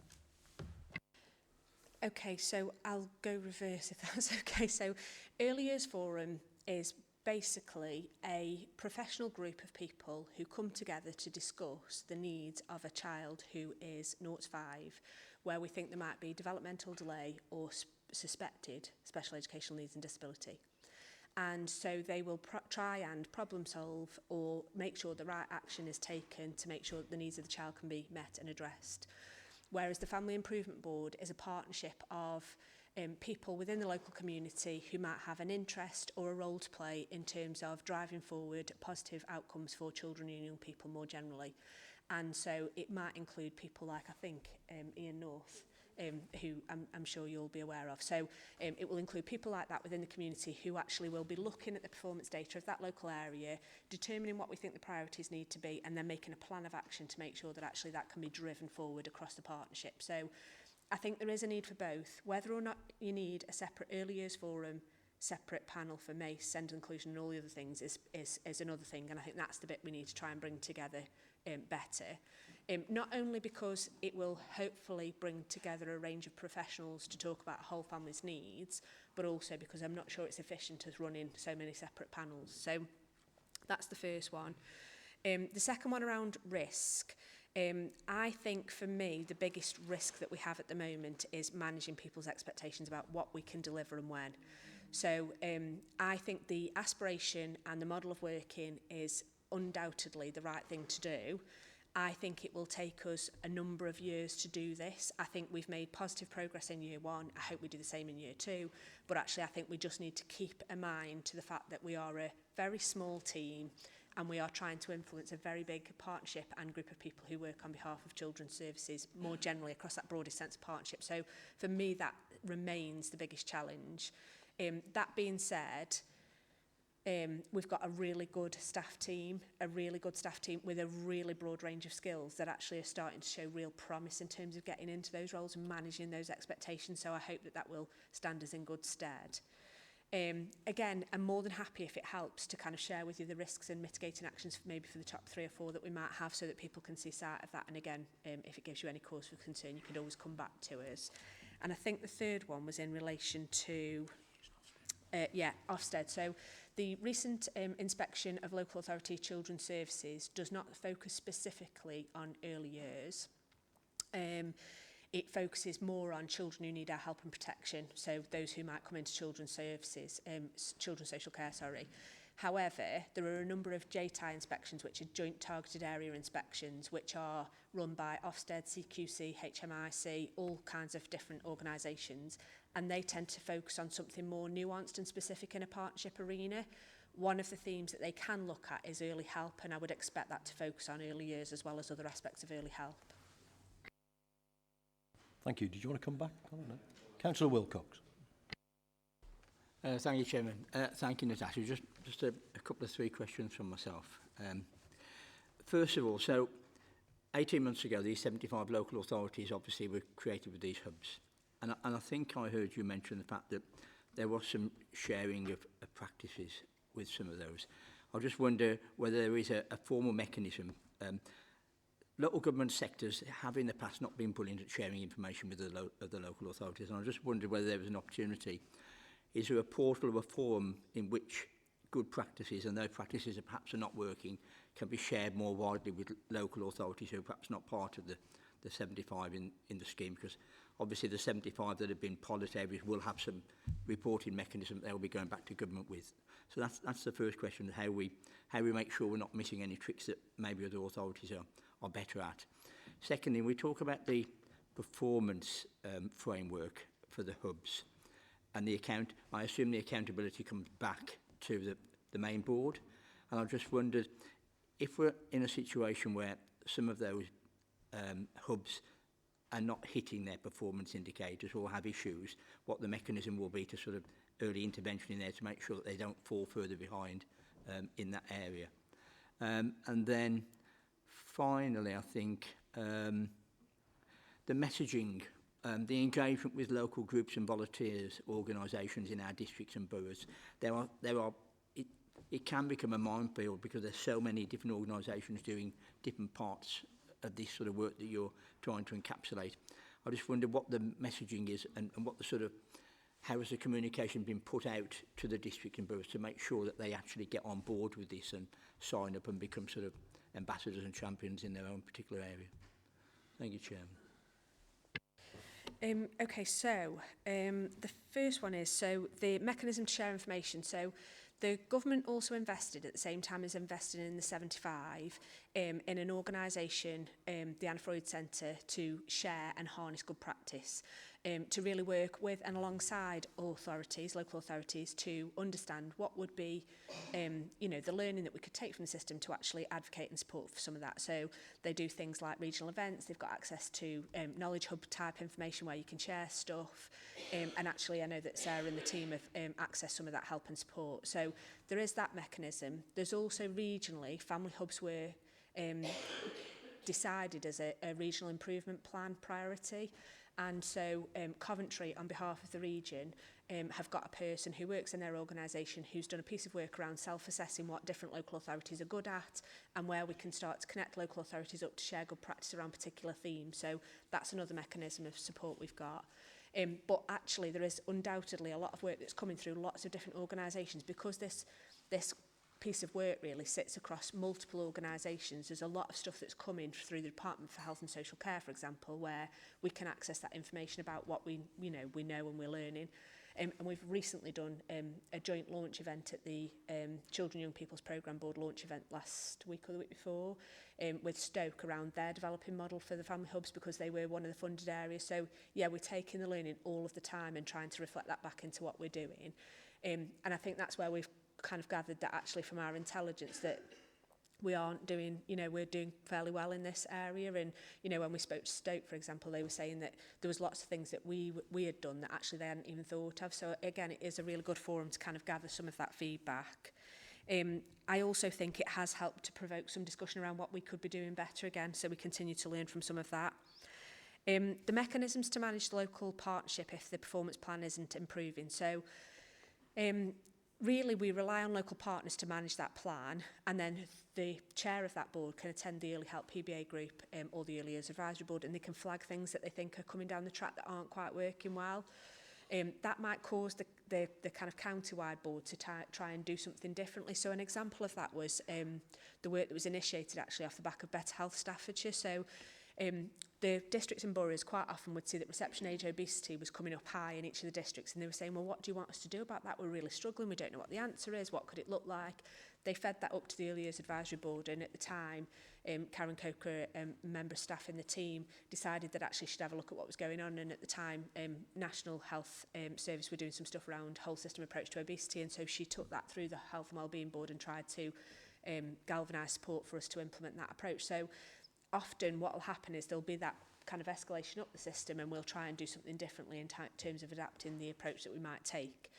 There isn't really a kind of stick to beat with unless it sits with somebody in our team and they haven't done something, and obviously we'd have that conversation around managing them and their performance. But we try and very much work with the partners to try and move things forward. I don't think we've ever been in a position where we've had a local district, and I'm looking at Sarah because she oversees them all, a local district where it's got particularly sticky and people aren't prepared to move stuff forward. I think there is a general, you know, kind of will to want to do things better. Sometimes it might take people longer than they think. But actually generally people do move that forward, and we do monitor it regularly to make sure that things are moving forward and pick the issues up. In terms of communicating and engaging the sector, you're absolutely right. It's enormous, it's a minefield, and that's why we've got 8 district family hub managers, because we know that we need them on the patch to have a finger on the pulse in terms of the range of different activities and support that there might be. And I know that they'll have conversations and relationships with a lot of you sitting around the table in terms of making sure that you're keeping up to date with, I found this local group over here, can you provide some support for that over there? And so it's something we continue to try and keep on top of, but I'm not sure we'll ever have a complete and accurate picture at any given in time. But that's one of the reasons why we use Stafford Connects, to try and use that as a hub where we're putting all the information we know about, so that actually it can be easier for other people to try and navigate some of that. In terms of communicating with people, we've kind of held off what that might look like until we've got the brand. We wanted to go out there and launch the brand and launch the approach and have a communication plan sitting underneath some of that. And as I've mentioned before, one of the kind of stickier issues has been around the local authorities' insistence that the brand has to have the Staffordshire County Council logo on, but it's a partnership approach. So that's been quite challenging for us to get that brand right and make sure that it feels like something that partners can get behind, and that we're not kind of feeling like we need to dominate that space. And so there absolutely will be a comms plan, and we've been working very closely with Emma Rogers internally to try and develop that. I would anticipate that will be launched in the new year when we have the brand. Thank you. Did you want to come back now? I think the final question, then Councillor Geller. Thank you very much, Chairman. Yeah, you mentioned Midland Partnership Foundation Trust, and on page 6 of the report on item 10, mental health services, and I'm just curious as to know whether you do get the right help, and you've got the, you know, do you have any problems with the mental health services with the hub? And I know it's a growing problem, and coming back to what Mark's just said about districts and boroughs and that, you know, I chair the community and wellbeing at the borough, and it'd be good to get some of these messages out in district and borough level, you know, so people on the ground actually can hear and see what's happening. So it would be good to have a report to come to committees at districts and boroughs. But my main thing is about mental health, and if you're getting the right sort of help or any problems, because I am the partner governor from the council to the Midland Partnership. So thank you. That's a really pertinent question. So we'll absolutely do something on the comms, and absolutely work with the district and boroughs, taking on that final point. In terms of mental health support, I think it is a challenge. We know that there are a lot of children who need that help and support, and there isn't sufficient resource within the system to meet that need. So sometimes that means children can be waiting too long for the right help and support. I am fairly old-fashioned in my view, though, and I think a lot of this support could also come from the community, and I think sometimes that's an underutilised resource. So I know, for example, that quite often having personal conversations or social activities and things to do, the opportunity to connect, volunteer, all of those kind of things can have an incredible impact on a person's mental health and well-being. And I think sometimes we as a group of professionals and as a society in general are overly consumed with a referral to a service which actually might not necessarily deliver the right answer we need. So I think there's a challenge really for all of us, I think, to acknowledge and understand that it's okay to feel happy and sad, and you know there are days when you will feel both in the same day, and you know some days when you'll feel sad for a bit more period of time, and I think that's okay. I think because of that we need to do much more in terms of that prevention agenda and making sure that people can have sensible conversations about how people are feeling, and you know, make sure that they're providing that early help and support. That then hopefully should free up some of that capacity at the top end for those children who absolutely desperately need that help. I think we've got goodwill, good support from the mental health teams. We've developed some really great practice working with North Staffs Combined and MPFT. For example, we've got a Kind Minds newsletter that's sent out to schools about the work that the system's doing around mental health to try and support. We've also got a mental health leaders group that is facilitated by the partnership, again, which is helping people to get the right information, advice and guidance. But I think there's always more we could be doing that in that space, given the level of need that children have got. Quite often, though, when we're talking to children and young people, and I do think we need to keep this at the heart of the conversations, they will say to us, I just need somebody to hear me. They don't actually need a referral, and sometimes we're insistent on it. So I think we just need to remember how important that hearing somebody, acknowledging their feelings, is before we kind of take that next step, really. Thank you. I'm conscious that you've been speaking now for well over an hour, and we need to bring this to an end. I've still got two more questions, so I'll just ask you to be brief if we could. Councillor Pardesha. Thank you, Chair. It's not even a question. It's just to say, Chair, speaking as a critical friend, could I ask that all of us use the term parents and carers rather than just parents, please? That's all I wanted to say. That's noted. Thank you. Councillor Perry. Thank you, Chairman. I will be very brief because I know you want to draw it to a close. Just to say thank you for the report. It's excellent and very ambitious, as you've already said. But you have the drive with you and your team have got the drive and the passion to move it forward. My question is, because of the uncertainties you mentioned earlier on, I was just wondering when would be, I suppose it's a question for both the chairman and yourselves, when would be an appropriate time to bring it to this committee again so we can see how it's moving forward, so we can be kept up to speed and kept up to date with what's going on there. In case there's anything that's not working right, we may be able to, we need to know about these things as it's such an important issue. So that was just my question, my thoughts. Thank you. Thank you for that. And I think there is a conversation to be had at some stage around when this comes back, particularly given the response to Councillor Wildman's question about sharing that risk register, if it is a register, and actually the mitigation that we've used from that. I think that would be, because several people have asked the same question about, tell us about where it hasn't worked particularly well. And I think overall you've given us a really reassuring picture of where we are with it. We still have that slight concern that there isn't any facts, figures, data to give us that absolute reassurance. I do think if we could bring that risk register and the mitigation back at some stage in the not too distant future, that would give us even more reassurance. So I think there's a conversation to be had outside of this meeting about precisely how we do that. I won't go through any of these. I think all of the issues around ambition, around partnerships, about how we do that, about co-production, have been well made. I think I would finish, though, just echoing the points that Councillor Wildman and Councillor Geller made, that as an authority, we're incredibly lucky, fortunate to have you leading it, and your team. I've been very impressed that you've been talking for well over an hour with great confidence, and you know all the answers. So thank you for that. That in itself gives us a great deal of reassurance. I think, Councillor Sutton, you wanted to finish. No, just to say thank you all for your comments and your input, and we'll take it all back. We're happy to share data and stuff now that we have absolutely no issues and no problem with that. And may I suggest, you know, to give the team time to embed things and get things sorted, that perhaps 12 months would probably be an appropriate time to come back. But obviously, if you prefer it earlier, we can look at that.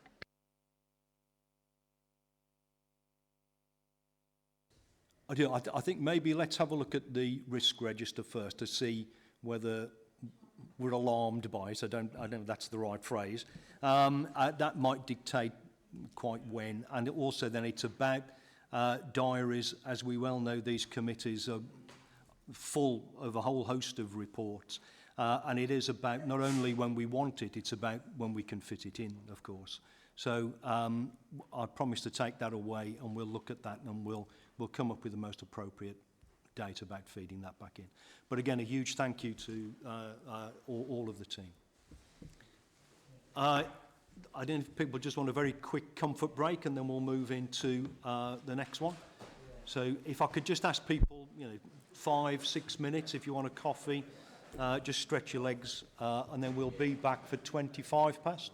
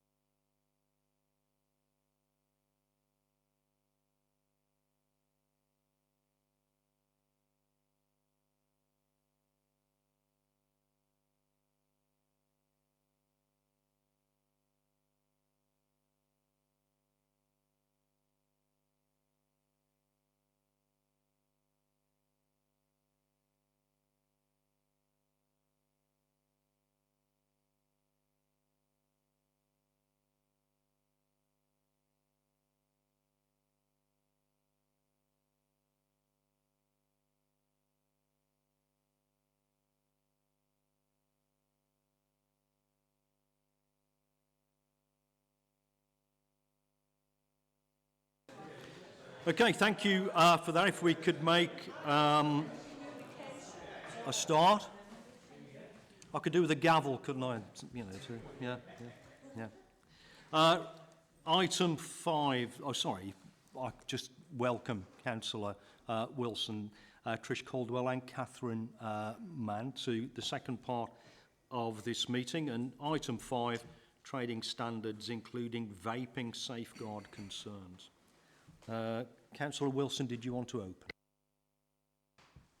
Yes, thank you, Chairman. And I just want to ask that we don't maybe take quite as long for this agenda item as for although, you know, if necessary, that's what has to happen. So, yeah, I'm here with, obviously with Catherine Mann, and I'm here also with Trish Caldwell, who will take credit for the report. And she's obviously the County Commissioner for Regulatory Services and Community Safety.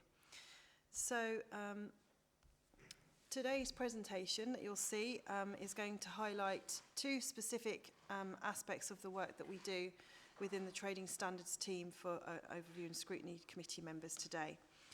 So members might be aware that our Trading Standards team has a very, very broad remit and it has responsibility for enforcing over 250 pieces of legislation.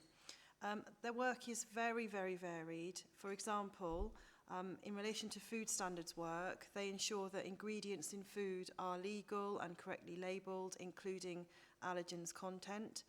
They ensure that farmers are compliant with animal health and welfare legislation and manage animal disease outbreaks when necessary, such as avian flu, foot and mouth disease, or even rabies.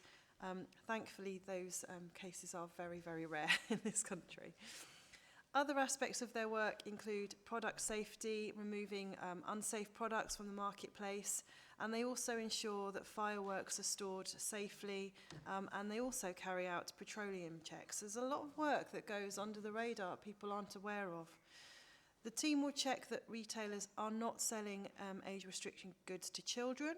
These include alcohol, tobacco, and even knives, believe it or not. And the team will also take enforcement action where illicit or counterfeit tobacco or alcohol are being sold. They support legitimate businesses by providing advice and guidance on compliance with the law, but will take action against road traders and doorstep criminals who take money fraudulently from vulnerable people. The Trading Standards team here in Staffordshire is absolutely second to none. I'm very, very proud of the team. I don't feel that a lot of the work that they do is recognised, and it's good that we are promoting a lot of the work that we do within the team in our comms. But today we are specifically only highlighting two aspects of the work that the team does. So I'll now hand over to Trish, and Trish will take you through the presentation.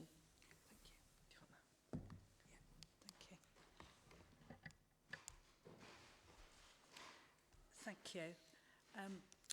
So if I can make a start then, as Victoria has said, today's focus is just on two aspects of the work. I'm going to talk to you about vulnerable adults and some of the work we do to support them, and also a hot topic at the moment in terms of vaping, covering some of the related health issues. So during the presentation I'll provide you some information that demonstrates the work and the impact that Trading Standards has. So I'm going to start by covering what we do around protecting vulnerable people. So we know fraudsters, unfortunately, doorstep criminals, all target vulnerable people with all types of scams and doorstep crime. And by scam, we're talking about any dishonest scheme designed to defraud. And the effects aren't just limited to financial loss, but they affect health, family, certainly loss of confidence, and increases anxiety. Scams, they come in many forms: uninvited contact, email, letter, telephone, or at the door, all with the aim of conning victims out of money. Most common scams, and these will probably be familiar to you: fake lotteries, prize draws, bogus officials, bank scams, clairvoyance, computer scams, romance fraud. Now, phone scams, they are a very common way for criminals to scam people. Fraudsters also share this information on potential victims, and 1 in 4 victims of bogus officials are likely to have been a previous victim of rogue traders. And the effects obviously can be quite traumatic. Once scammed, names do get passed on for further scamming. You can be part of what is known as a suckers list. One study into the experiences of older burglary victims found that victims were 2.4 times more likely than those who had not been targeted in this way to be moved into more dependent or assisted living arrangements, or even can suffer acute illness. Number of victims increasing, and sadly it's estimated that only 10 to 20% of incidents that are actually taking place are ever reported. Estimates from the crime survey suggest there were 5.1 million fraud offences in the year ending September 2021. Additionally, Citizens Advice found that in the first 5 months of 2021, more than 2/3 of adults, so 36 million people, had been targeted by a scam. Those over 55 were most likely to be targeted by the phone, and that sits at 73%. Research into a typical victim profile states older people, particularly those lacking full mental capacity, often become victims of doorstep criminals who will target the houses that show signs of owner vulnerability. So, for instance, overgrown front garden, poorly maintained paintwork, window frames, etc. And elderly people can also be subject of financial abuse. And we understand from research again that can be as high as 14.4%. So some figures from the City of London Police, who manage action fraud, have recorded some 342,000 reports during the last 13 months, reported losses of £2 billion. And it is a problem that particularly affects the older generation, the average age of the victim being 75. So Action Fraud, that is the government body, funded body, that are responsible for handling reports of fraud nationally. Action Fraud data for Staffordshire indicates for that same period to October 23, there were reports of 5,910 incidents of fraud and cybercrime, with reported losses of around 20 million. Approximately half of these relate to consumer fraud, with banking fraud and related frauds being the next highest categories. Now, we know the reporting data is imperfect because of the way, in fact, it's recorded in terms of the category type, but you get a feel for the actual volume that we're talking about here. You may know that Action Fraud is the contact point for reporting scams, and the Citizens Advice Consumer Service deal with consumer issues. And there is also a national trading standards scams team who deal with certainly a lot of the postal scams, because obviously they're nationwide. But local trading standards, including ourselves, deal with criminal activity because we do get referrals from consumer advice about these scams. So we'll deal with the criminal activity. And also, if Action Fraud send us any reports, we also look at those. Trading Standards did some calculations. We calculate this every year to work out the amount that we have saved the consumer in terms of actually spending out on frauds. And that scams element of that consumer detriment was £4.7 million with the work that we did. So you will find information about our work on the County Council website. You can sign up to be a friend of scams, and there's a lot of information on there about supporting scams work, or you could be a scams champion. So I'd encourage you to have a look at that information on the slide. If I can move on to call blockers. Call blockers are one way and a very effective way of safeguarding vulnerable people against telephone scams. And this is something that trading standards are very active in. The devices, they block recorded telephone messages, any silent calls, and also any numbers that are not pre-identified by the resident or their family and programmed in. So Staffordshire Trading Standards promote the use of these, and we urge more people with elderly and vulnerable family members to actually consider this, because it gives a good protection. We work with a range of partners, including Staffordshire Police, our adult safeguarding. We also work with Age UK, Dementia Support, the Carers Association. We highlight the impact of scams in Staffordshire and try and help people becoming victims. And we do provide guidance and advice to those that are vulnerable of being targeted. The research shows that once installed, these devices can effectively block up to 95% of nuisance and scam calls. Vulnerable residents at risk of such calls are referred to us by voluntary agencies, GPs, social care teams, and they get referred to us for a device which we will loan out free of charge to the most vulnerable in Staffordshire, but actually residents can also buy them for themselves. You can buy these pieces of kit. We have installed 208 call blocker installations to date over the last couple of years. 72 of those are since April this year. And for the first 6 months of the year, we've blocked almost 10,000 nuisance calls on those devices. So we have know that over 10,000 nuisance calls have been received, and we have blocked over 9,000 of those. We have blocked, in addition to those nuisance calls, we've blocked 2,700 scam calls, and 9 actual scams have been prevented.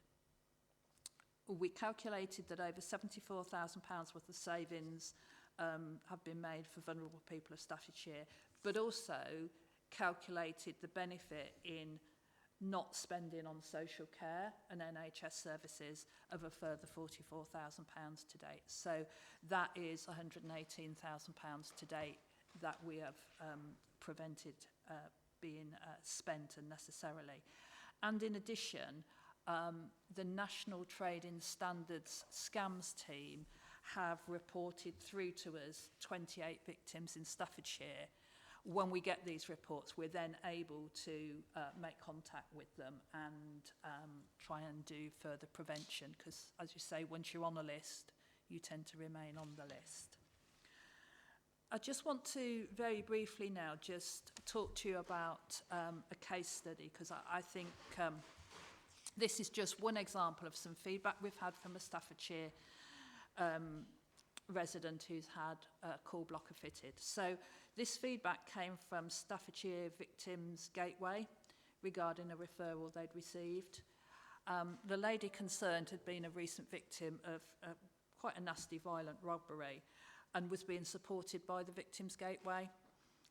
The lady lives alone and was receiving high numbers of cold callers, often aggressive on a daily basis. And while this support person was actually at this lady's property, she received 7 calls in that 2 hours while she was there. And the lady estimated that she was having around 50 a week like that. So the Victims Gateway mentioned the scheme, the Trading Standards scheme, and actually completed the referral form while she was sat with that lady, passed it through to us. We prioritised it given the nature of it, called out to the lady the next day, set it up for her. We then had some feedback from the Staffordshire Victims Gateway volunteer. She said, just wanted to say that I spoke with a lady yesterday who said that the call blocker is amazing. She went as far as to say it's life-changing and that she can now sit down without feeling on edge waiting for the next call. She and her granddaughter say a big thank you for the quick response. But then the following week, the volunteer came back to us and said, I visited the lady again yesterday and she is still, her words were still raving about the call blocker, and she hasn't had a single sales call since it was installed. So that's just one happy lady and one success story attached to what we do with call blockers.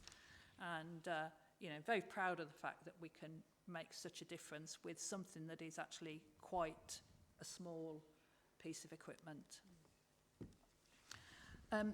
Just moving on to the second topic then, I'm just going to spend a bit of time now talking about vaping. It's a key piece of our work currently at the moment because illegal vapes are very prevalent at the moment. I don't just think in Staffordshire, but nationally. So looking at this second area of focus, you may be aware that trade standards have the responsibility for enforcement of sales of age-restricted products, and that does include what we recognise as niche tobacco products, or vapes as we call them. We use intelligence to prioritise our work, so we get information from a number of sources, but includes the public through the confidential helpline.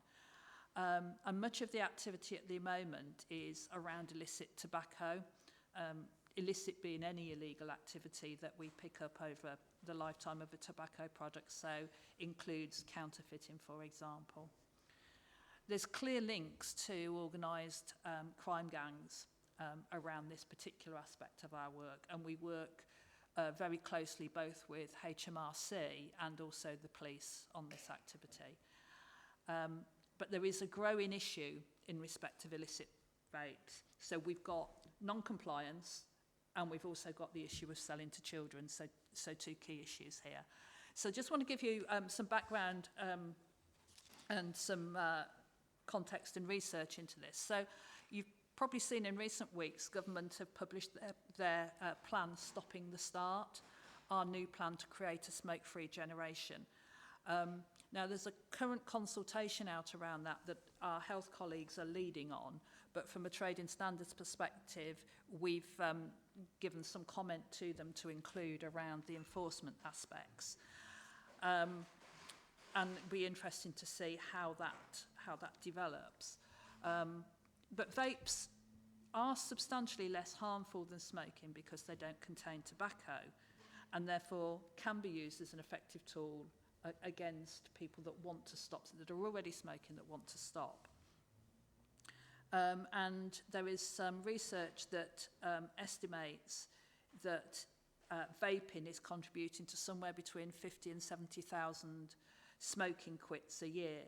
So that aspect of being able to have vapes to help reduce smoking is important. However, the number of children using vapes has tripled in the last 3 years, and 20% of children have tried vaping in 2023.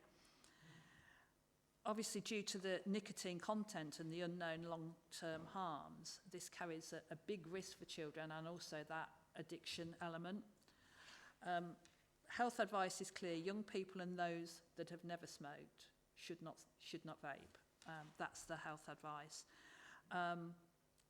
And obviously encouraging children to use a product designed for adults to quit smoking is not acceptable. But finding that right balance between protecting children and supporting adult smokers to quit is a balance, isn't it? But from a trading standards perspective, there's been recent media coverage about the recent surge in numbers of children vaping, and we are seeing regularly promoted vaping products that are clearly designed to appeal to children through the flavours, the descriptions, the in-store marketing, despite the fact there is a risk of nicotine addiction. And I mentioned colours, but the flavours as well, lots of fruit flavours, desserts, caramel, cheesecake,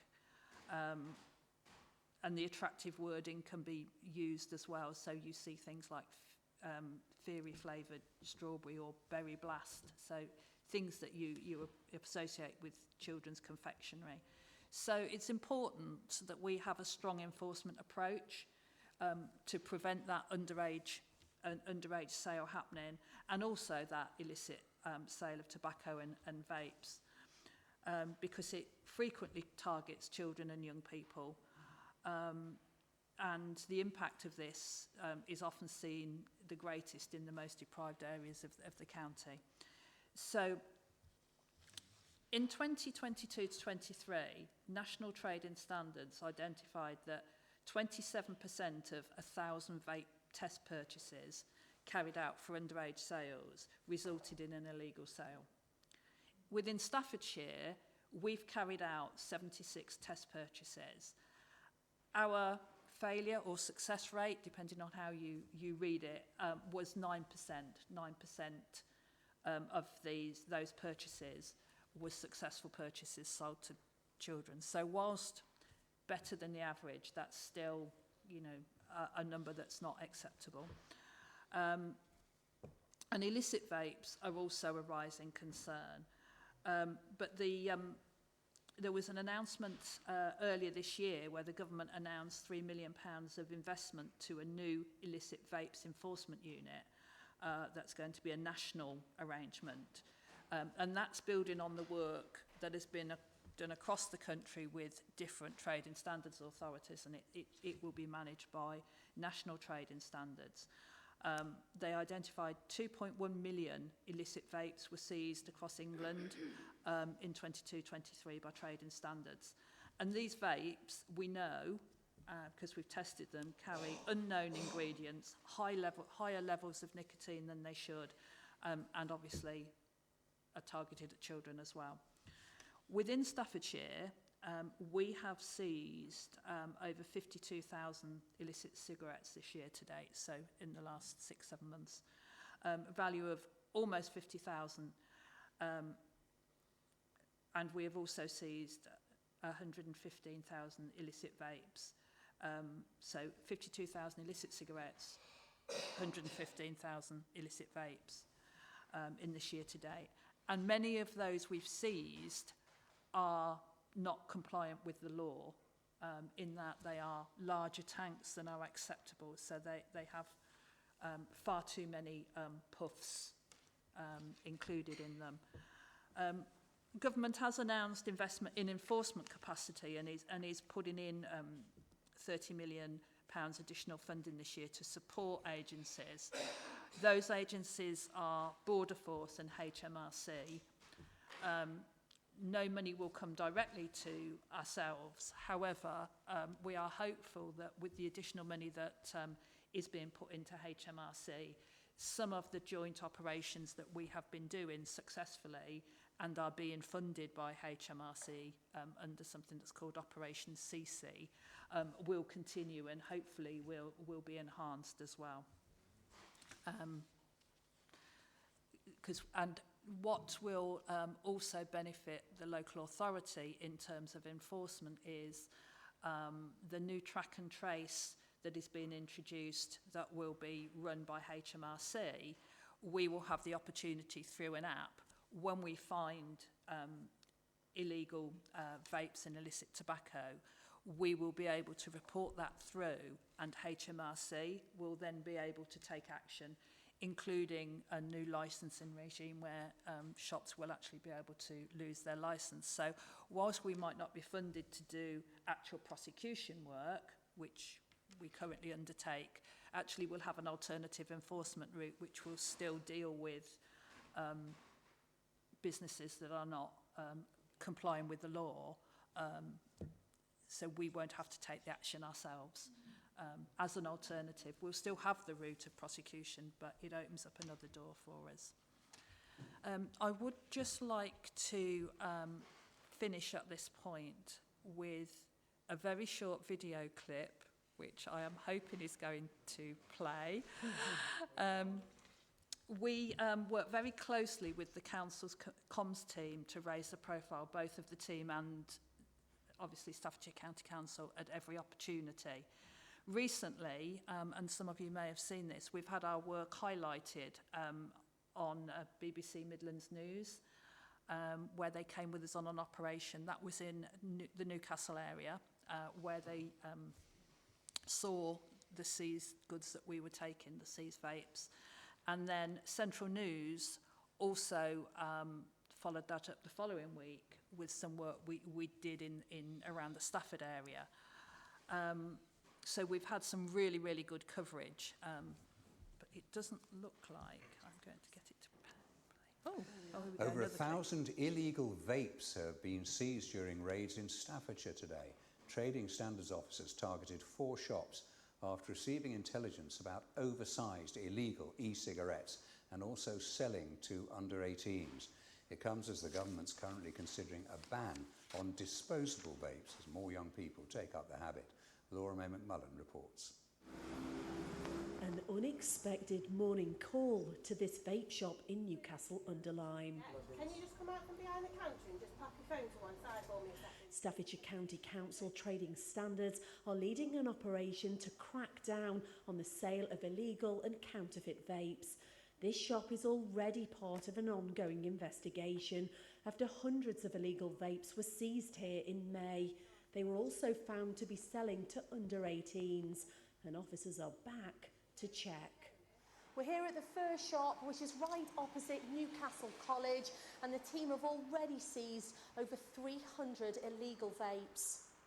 And there's already been a significant amount of seizures across Staffordshire since the start of the year. Almost 9,500 were confiscated last year, and Trading Standards officers are keen to highlight the dangers. Just to show you, the legal limit is 2 millilitres, which equates to around 600 puffs. With this particular product, we can see it's got a capacity of 14 millilitres, and it's also being displayed as 7,000 puffs. And there are concerns about the rise in youth vaping.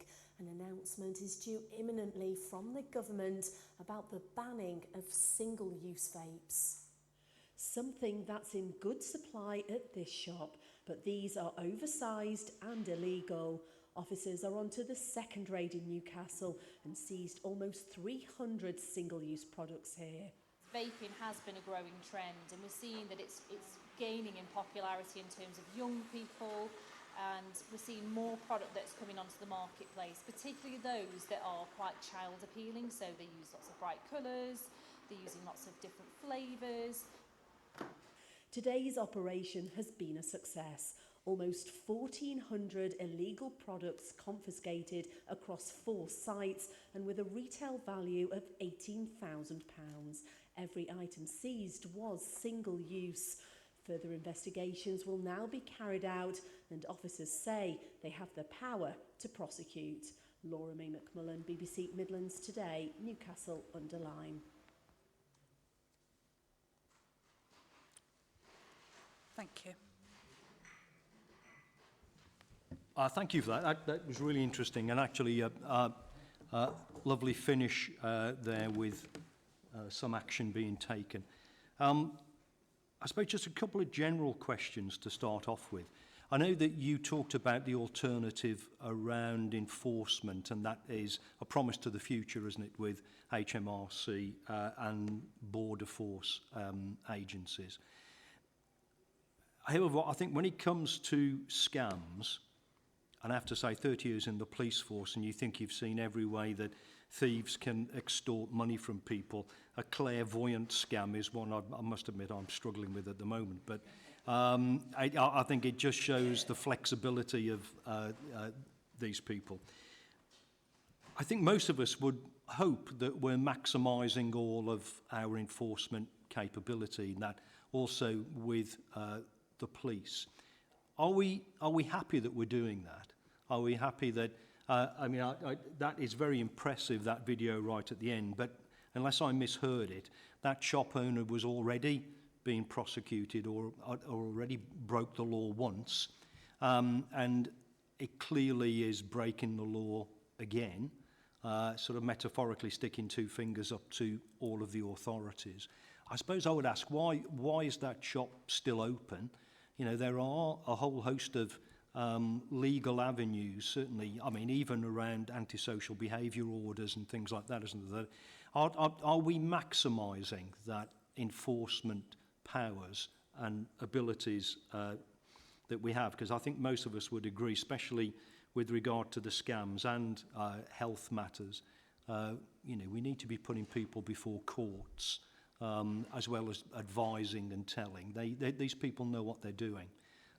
So that's the first one.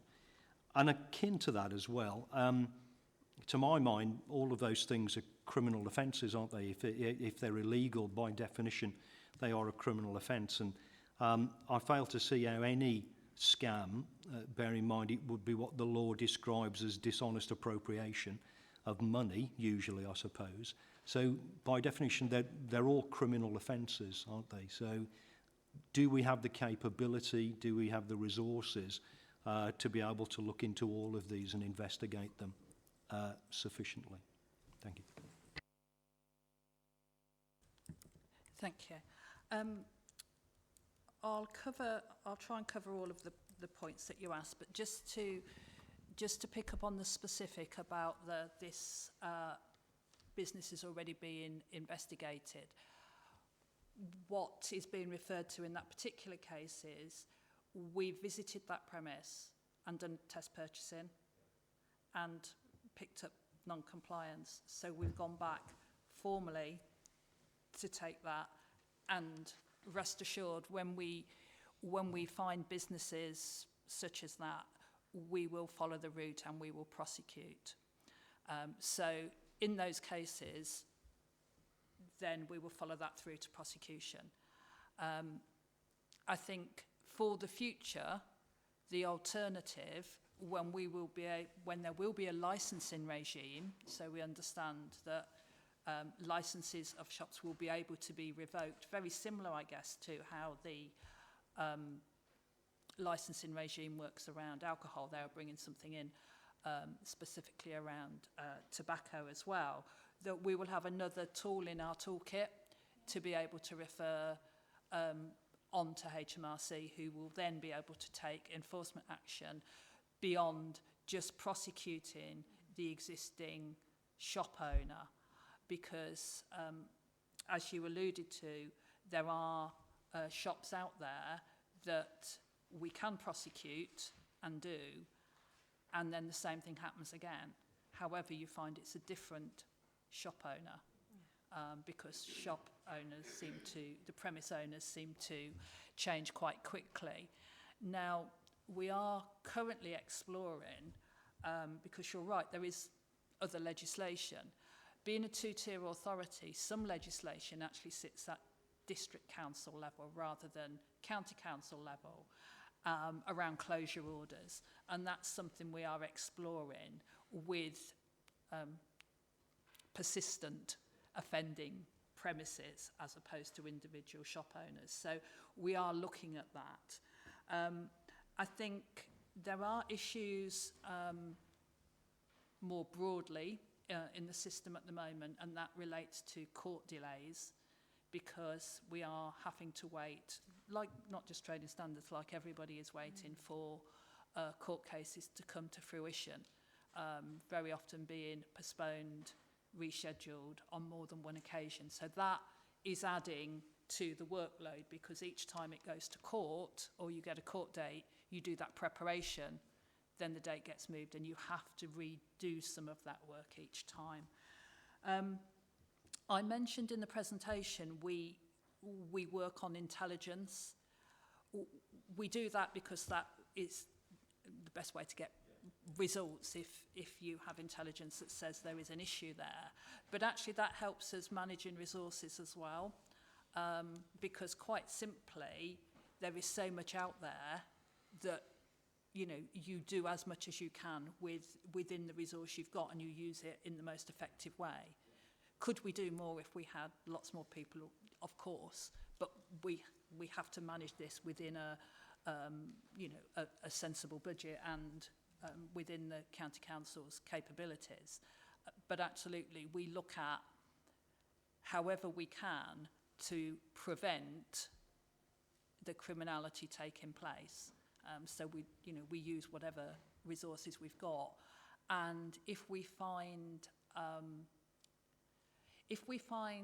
evidence of other criminality, we will pass that on to the police, depending on what it is, but we will also pass things on to, for example, Department of Work and Pensions, so that if we're not able to take a huge amount of action, because that enforcement is likely to bring in a fine, other enforcement carries more serious penalties. So we work and refer with partners as well. Thank you for that. I think that's really important that we do explore that, the old Al Capone effect, isn't it? If you can't get them directly, there's always another one. Councillor Geller. Thank you very much, Chairman. Thank you for your presentation. Well, my situation is only in the last week, actually, I've got a part of my division where I've got about 200 homes, people in over 70s and what. And one of the ladies living there had a knock on the door, and two people, you need some work done on your roof, you've heard it all before, I'm sure true. And it's desperate, it's got to be done and what have you. And she was so vulnerable, she actually helped them fill the documentation in for her bank details and everything, and was conned after £2,000. So being the councillor for the area and that, I was thinking, what can I don't know who this person is, I've been trying to find out actually. But how can I help these 200 homes and protect them, with all the vulnerability apart from this? Talk about call blockers, but what can I do to help and get the word about? Thank you. Yeah, I think the term we tend to use is target hardening. We want to prevent the most vulnerable people being pulled into that, and sadly that is a story that we hear, isn't it? That the knock on the door and be it the roof, be it the hedge needs cutting, and let's do it now, and let's have an extortionate amount of money for cutting a hedge immediately.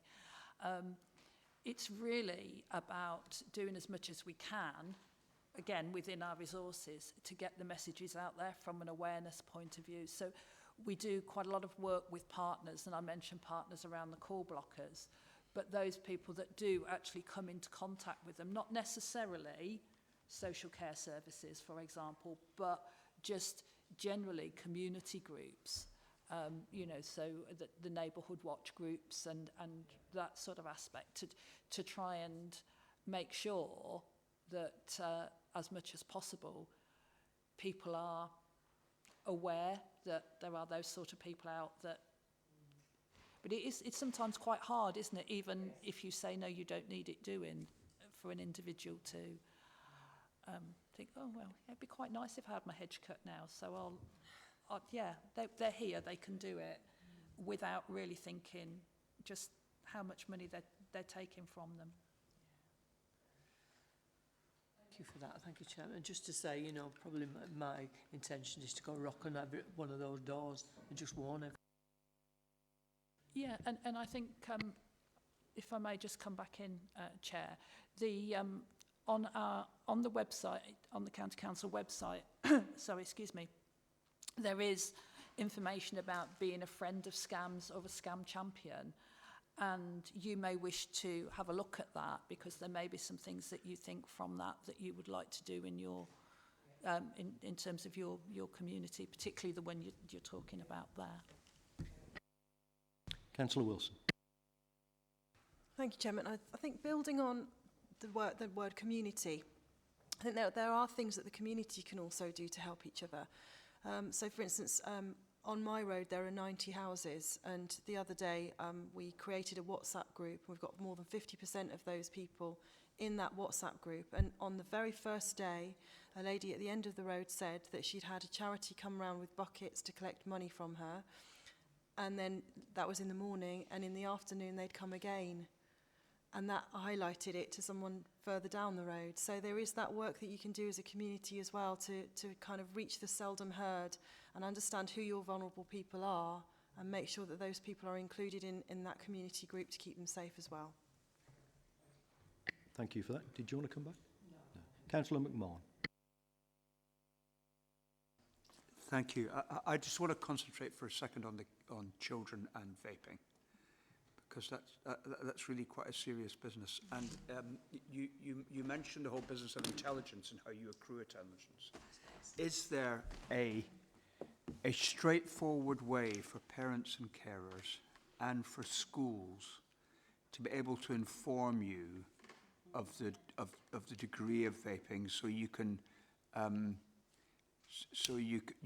you can focus your attention on particular areas, because you know, capacity is always an issue, and it's addictive. There's little doubt about that. Yes, absolutely.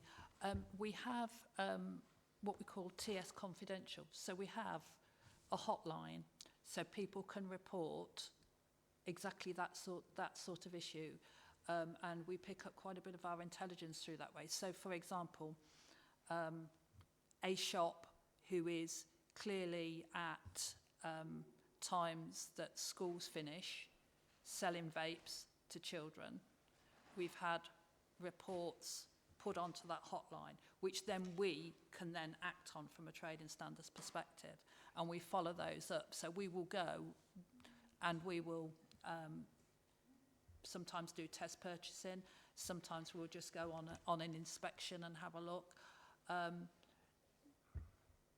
and if we find that those people are selling to children, then we follow that route straight through. So there is a route, whilst in terms of consumer issues, they're dealt with by consumer advice.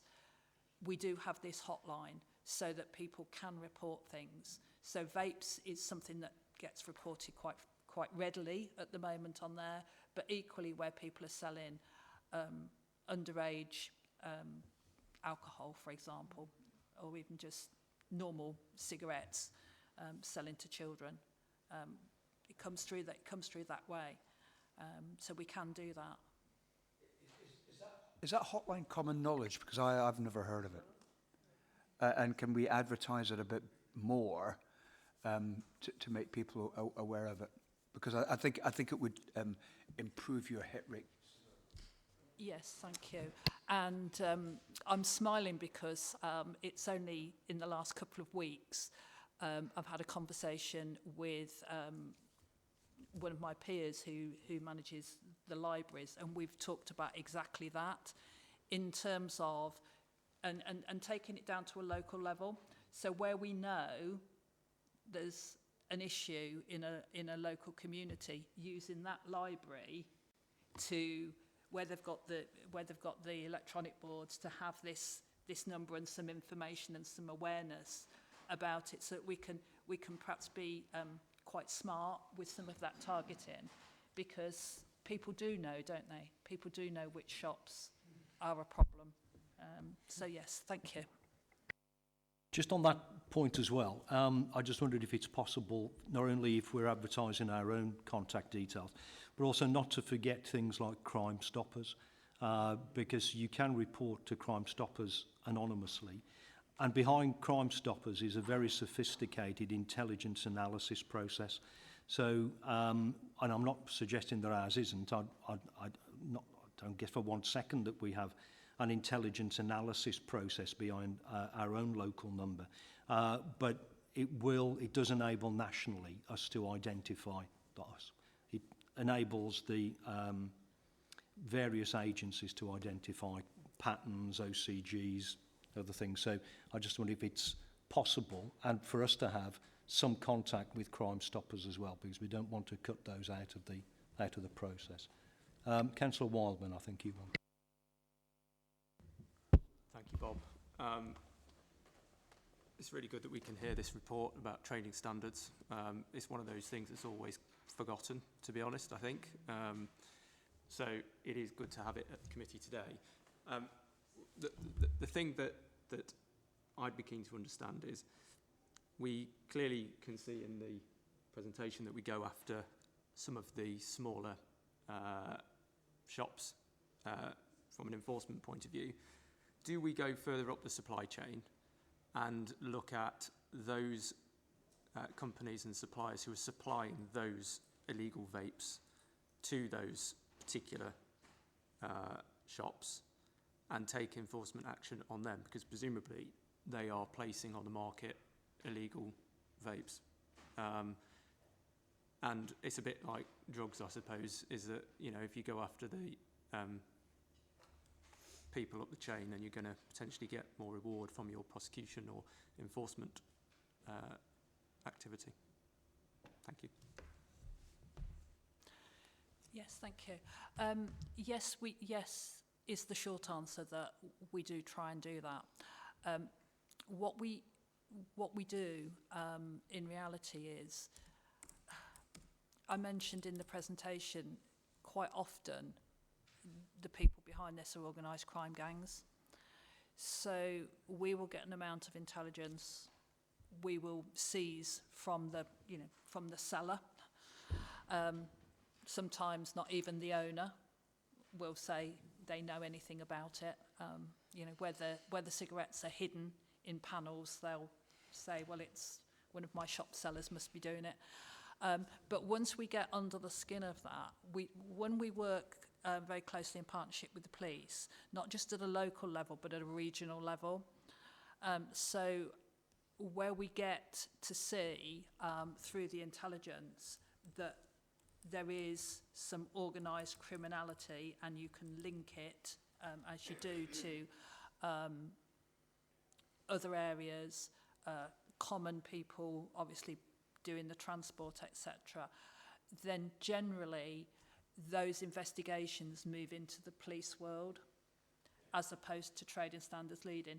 We do still support and participate and go with them when they are going to seize goods, but they tend to move then over into the police arena, or indeed into the HMRC arena, depending on the exact type of counterfeit goods, etc.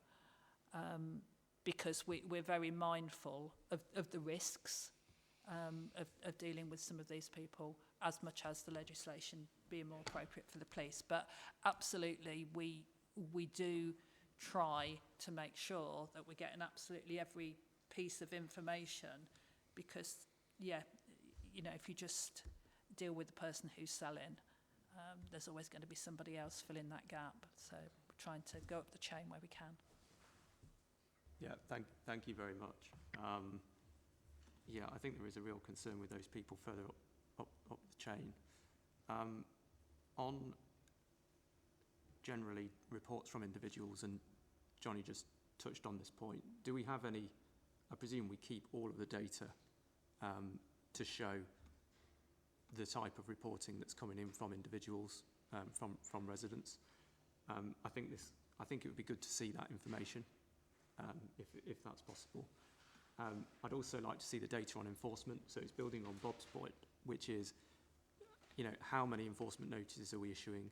How many times are we test purchasing? I think you've just said 75, 76, so that's reasonable. How many shops and companies and businesses or whatever are we prosecuting per year, so that we can actually see, what we are doing specifically about various different issues, the type of enforcement, and whether the prosecution was successful or not. So I think all of those things would be able to give me, and certainly the committee, a better picture in terms of the overall performance of trading standards in Staffordshire, notwithstanding the fact that resources are completely limited, and we totally understand that. But there are so many issues at the moment that these two are significant, but there are lots of things. I mean, food fraud, for example, is huge, mislabeling products, passing off food as other types of various food and whatever, horse meat scandal, whatever. All these things are potentially within a trading standards remit. So it would be really good to get some more meat on the bones. That's a pun, isn't it?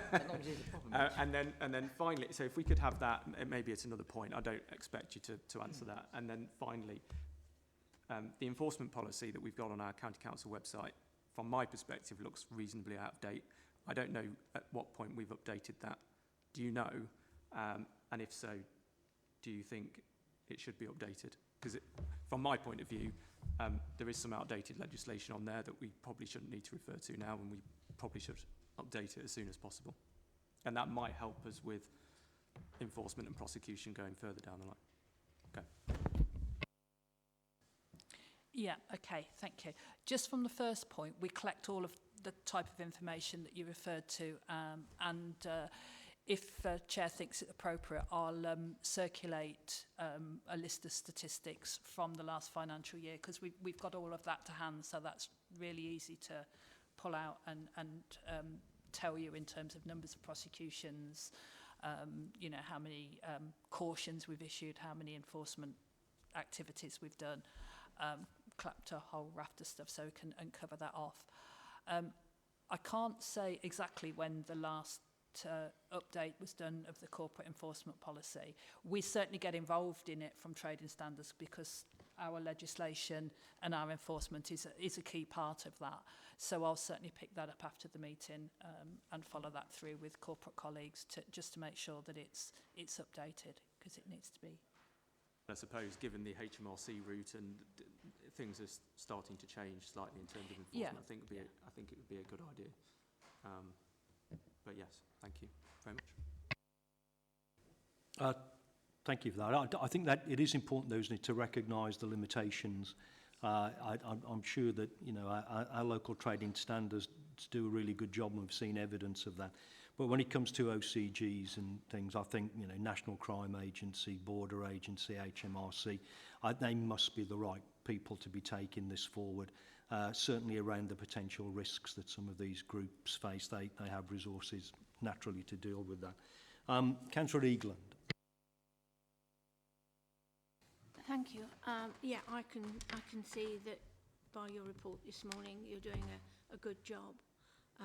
I'm very, very concerned about vaping because it was brought to my attention some months ago about a teacher at a school and just how natural it is for the children to be able to use this vaping system, and they share it amongst themselves as well. So that's why I brought this to the attention of the chairman. I am very happy to hear what you're doing and I saw that report on the television as well, and I felt quite proud to think it was our team that were doing it. But we represent the people here. Isn't there anything we can do? Why can't we have, and you will probably, and maybe the chairman will be able to tell me, why can't we have the same restrictions that we have with tobacco? It took us a long time to restrict the rules on selling tobacco to everybody, whether they're children or adults. We're going to have to go down this road with vaping because it's on the increase, as you well know. So I wondered if there is something we can do to bring this to the government's attention with your help. And the other thing is, what really, really astonished me was the amount of time when you bring it to court. With the failings of it being cancelled, and it must be frustrating for people like you to bring all this case forward, get everything lined up like toy soldiers, and then being told that what can we do to encourage the law and this county to take more notice of what's going on locally. Thanks, Chairman. So I think the points you raise are very valid. There are lots of concerns, quite rightly, around vaping.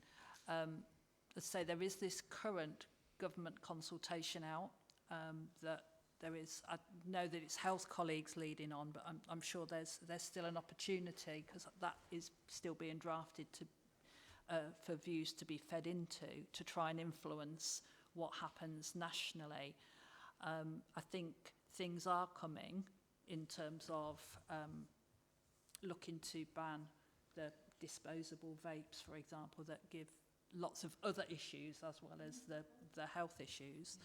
But as you say, it's a long journey for it to get right, and I think the lobbying through the consultation is probably one route. You know, we will, from a trading standards point of view, we will enforce whatever we can through our legislation. And I know health colleagues are looking at vaping from the health perspective, but to get the law changed, it takes, as you say, quite a while. Could I come back, Chairman? That's fine. Do you find with your experience in your job that you do that around colleges the small shops open for this trading? I'm keeping in mind that some of us have got colleges in our divisions, and I've noticed a few small shops opening in the vicinity. Is this something you look for in your trade? I can draw your attention to the clip that you saw on the BBC Midlands. That actually was a shop that is right by a college, literally by the gates, and it feels quite cynical that that's there with the displays that they have. So absolutely, I think that happens. But where we pick up intelligence, then we go out to those. Yeah. Thank you. It also reminds me, I obviously the court processes are always slow, aren't they? You know, and sometimes intentionally so for some people who are making money out of it. But there is something that's been recognised in sort of criminology circles called the denial of assets, which actually, when you think of some of these shops, presumably we've taken a significant amount of their stock away that is illegal, and it's in a storeroom somewhere. And we shouldn't underestimate the impact that has on those businesses, that they have no access to this illegal stuff to sell, and they will have forked out money for it to start off with. So sometimes those lengthy processes also work in our favour. Councillor Perry. Thank you, Chairman. The first item you talked about, the bogus telephone calls, I think that's a real issue because there's lots of people, vulnerable people out there. I know we're doing all we can and there's only so much you can do, but it is a very important issue at the moment. I watch it on the television when I can about these intercepting these calls to old age people, and it's absolutely appalling, but unfortunately it's the world we live in today. On relation to the other subject we're talking about, you mentioned the intelligence and information that you then go out to see. As you're so busy in your department, I assume, well, I know you are, do you do ad hoc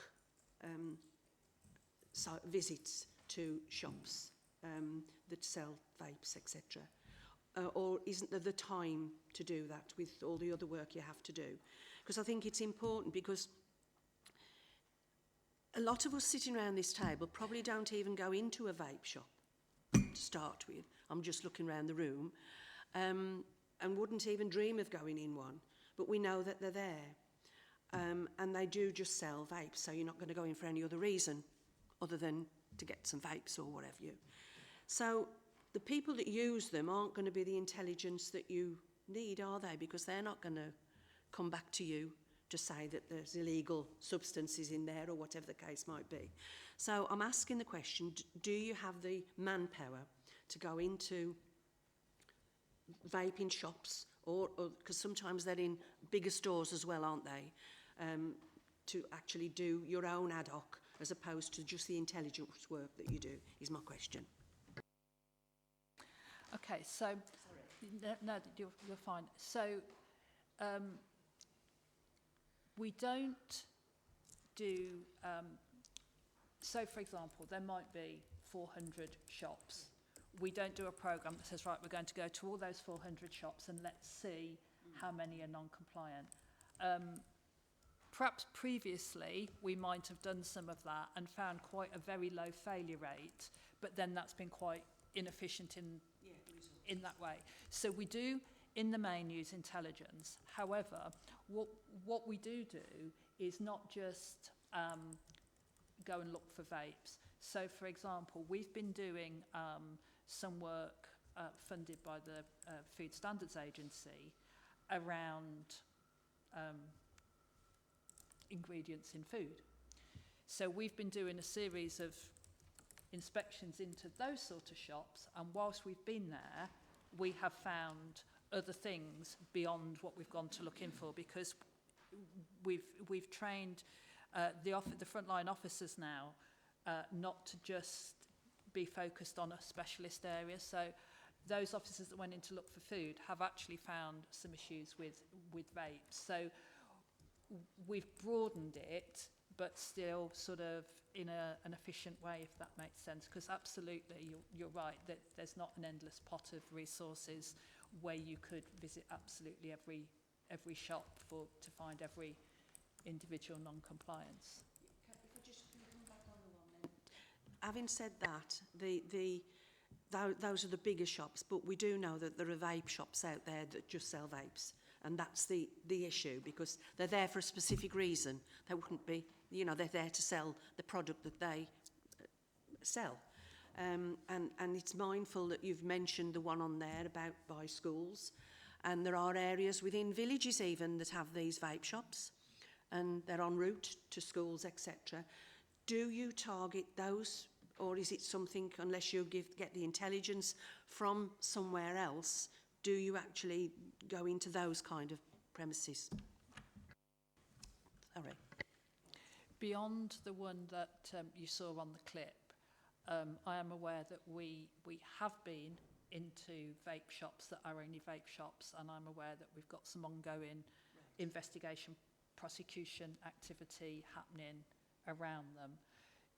But I come back to, we don't have a programme where we visit all of them, but we're certainly taking action against some specific vape shops. Thank you for that. I think also from a investigative perspective and criminal justice perspective, you have to be careful in these things, because there are ECHR requirements, aren't there? You know, you can't go just in on a whim, and that's why it's really important that this activity is driven by intelligence. And we talk a lot about this as an intelligence-driven process, and it has to be for a variety of reasons. One of the things that is done, or used to be done in the police force, I'm sure it still is something called a Pareto analysis. That's the old 80-20 rule, you know, that 80% of the problem is caused by 20% of the cause. And it wouldn't surprise me if all of these vape shops, 80% of all the problems we get come from 20% of the shops. And I think given a lack of resources or limited resources, I think we'd all agree that limited resources should be targeted at potentially that 20% and not the 100%. Councillor Snape. Well, from when Walter Raleigh brought tobacco back in the 16th century, it took us 400 years to sort that out. So I think we're doing quite well with the vapes at the moment, really, if we push it forward. About 5 years ago, we closed our laboratories down, if you remember, Trish, and we bought services outside. Are those services still working for us? Because remember during COVID, there's some laboratories in Wolverhampton that gave an awful lot of false testing, really. So like, if we look at food standards where we have food tested, we have vapes tested, do we get the right results at the right prices now we've done that?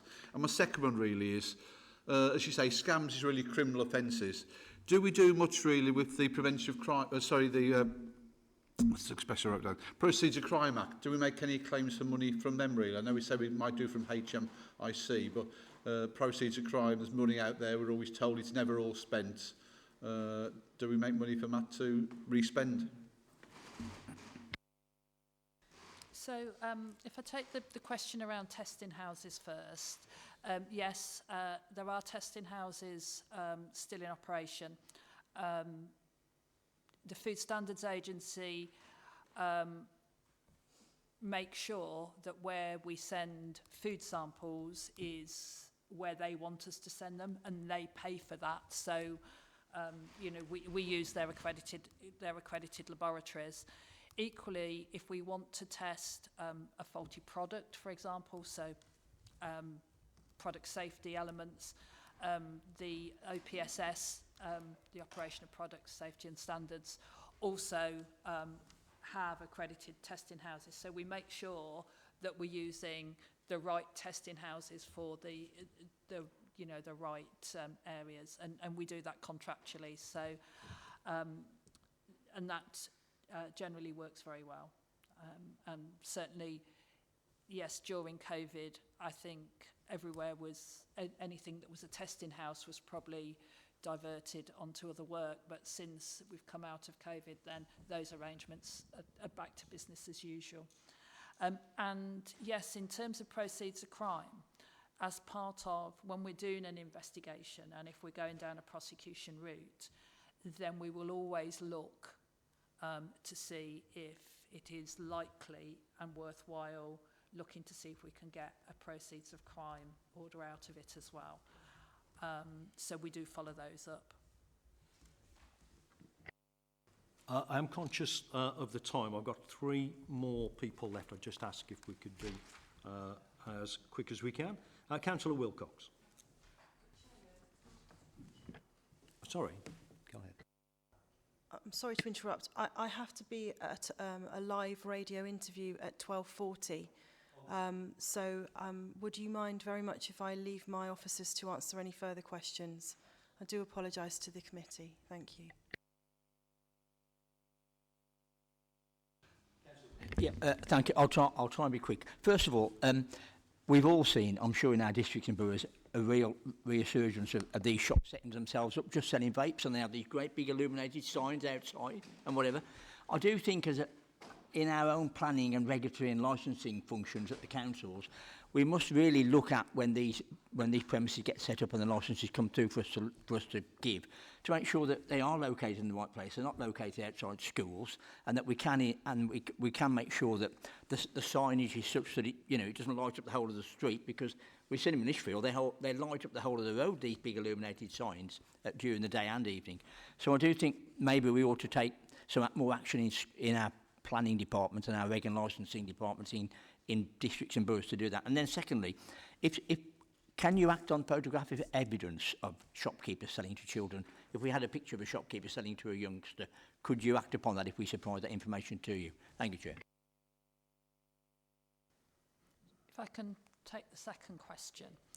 So I think how in reality that would work was if we had a photograph sent in by a member of the public, for example, we treat that as intelligence, and then we would go and do our own investigation, and we would gain the evidence firsthand, so that we could use that rather than a photograph, for example. So and we have had examples where campaign groups have sent in videos which have worked as intelligence for us. We've done our own checks, and then we've brought our own charges based on what we found, rather than using a third-party video, because you're on surer ground, quite simply with the court.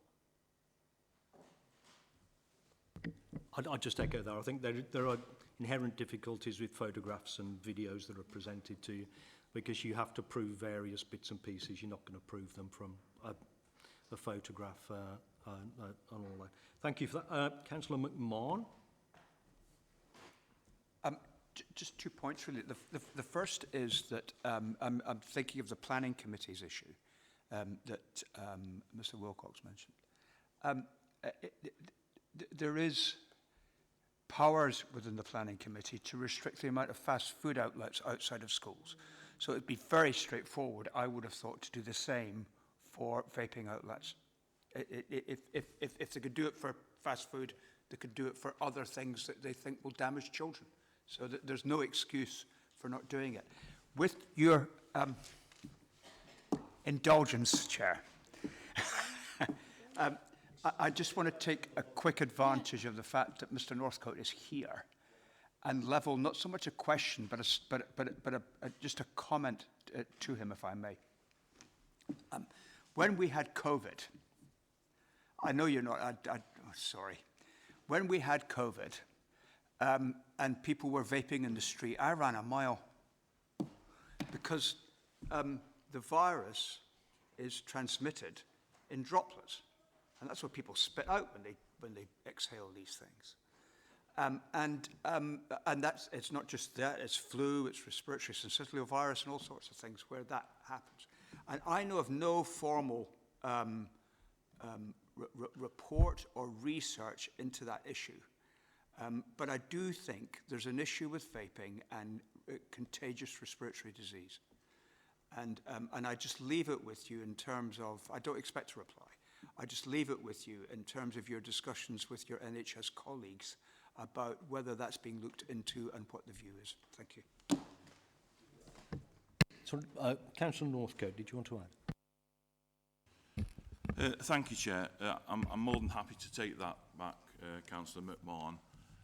But in addition to that, the answer to your question, Mike, your first question about the planning department. I sit with a chair of planning hat that I have at the borough at Newcastle.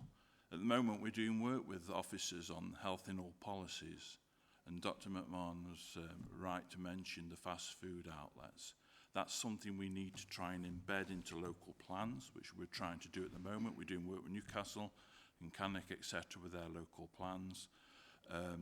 That hasn't happened yet. We are looking to get that firmly embedded. The results will be coming through very certain with Newcastle because its local plan will be due to be published as draft version next year.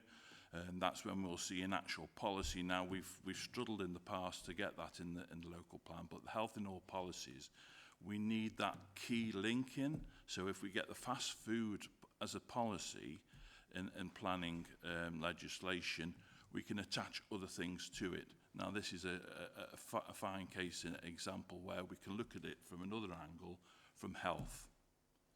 That's something we can do to look at restricting these outlets, particularly where they target schools, colleges, areas of deprivation.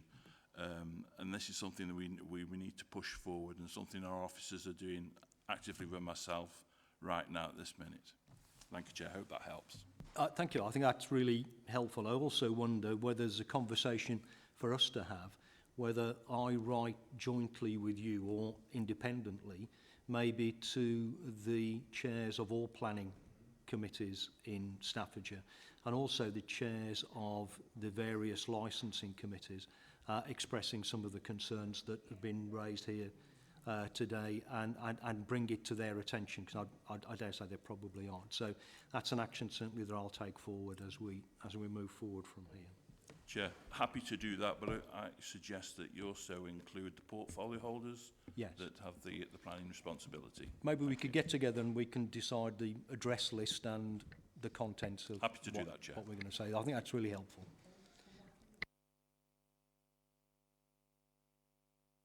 Pardeshi, you're next. Thank you, Chair. I'll be quick. We've just slightly as an aside, we've all got responsibility, of course, to do all we can to prevent and stop children from vaping.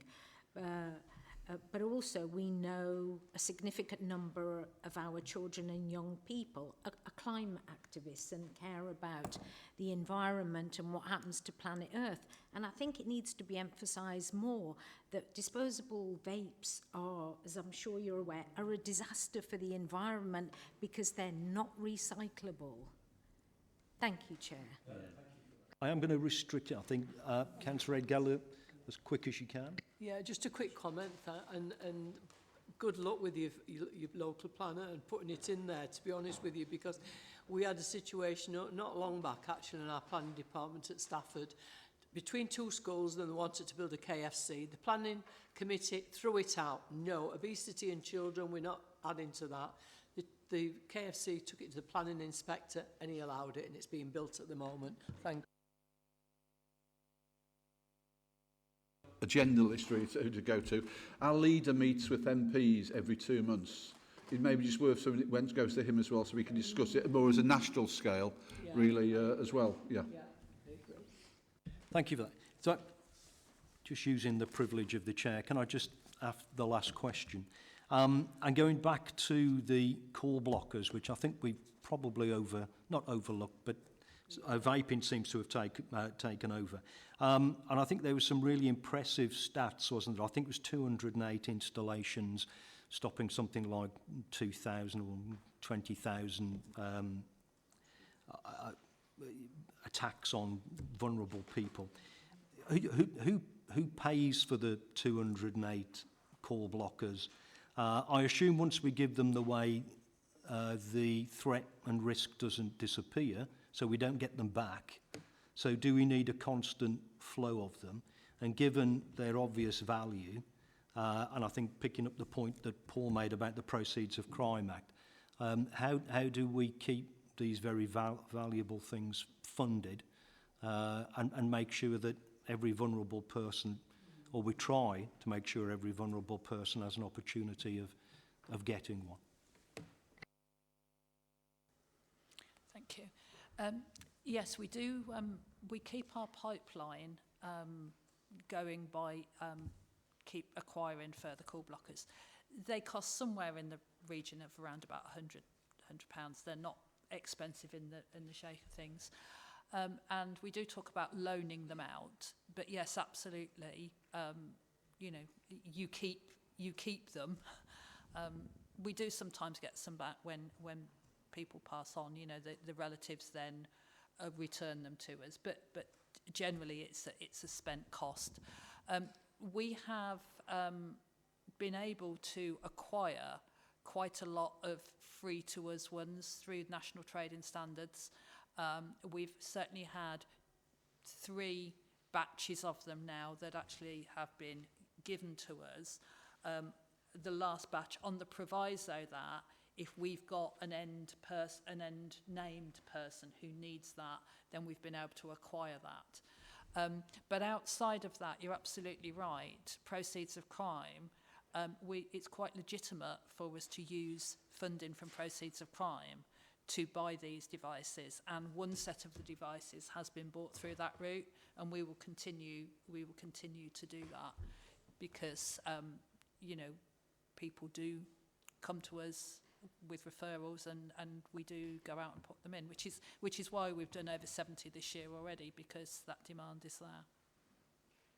No, thank you for that. And I think that's really reassuring. It would be useful if we do think, yeah, because you may well say we don't need any more. We've identified the vulnerable people and they're all in. I suspect we probably do need some more. And given their clear value, it would be useful for us all as local councillors to start to think about other alternatives. I mean, we all have some money given to us each year that we might think, if the strength of feeling and the evidence was right, that, you know, that we all want to contribute to something like that. But it would be useful to get that sort of data and information to see where that goes. I'm going to draw it to a close. It's now 1:45. I think, like the first report that we had, what we've heard today, and I know whenever people tell us case studies, they always bring the really good case studies, don't they? We never get the ones that aren't so good. I'm not suggesting there are not so good ones. But it was really reassuring, and I think we'd all agree that what we've seen on the screen and the way that we're using that limited resource and the way that your department and officers are being proactive, going out there and doing these things, whether it be installing the call blockers, which are clearly making a big difference to vulnerable people's lives, and also that difficult work that we're doing around vapes and shops and everything else. I think there's still clearly some work to be done. But I hope we'd all agree, we've heard a really encouraging hour and a half about the work of what our trading standards do to keep people safe here in Staffordshire. So thank you very much indeed for that. Thank you. We are going to move on really quickly because I'm determined that we're going to finish before 1. And the last thing we have is the work programme. Ellen, I wonder if you'd just take us through that. Yes, thank you. I'll be very quick. Just to let you know, we've had some change to the January meeting, which is your next one. We've had a request to include 2 pre-decision scrutiny items, one on the family health pilot and one on provision of services for children and young people.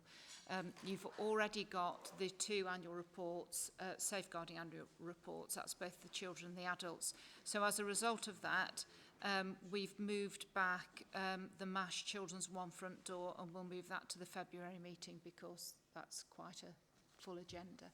Sorry, Mr. Wellman. If I can, I mean, we'll all know that Children's Services was recently inspected by Ofsted, so I suggest we leave a placeholder in for that to consider the report. And I don't know when that report's going to be published. Right, okay. So I suggest maybe January is potentially the time that we need to consider that, and if I can borrow just 30 seconds to 45 minutes, on court time about trading standards.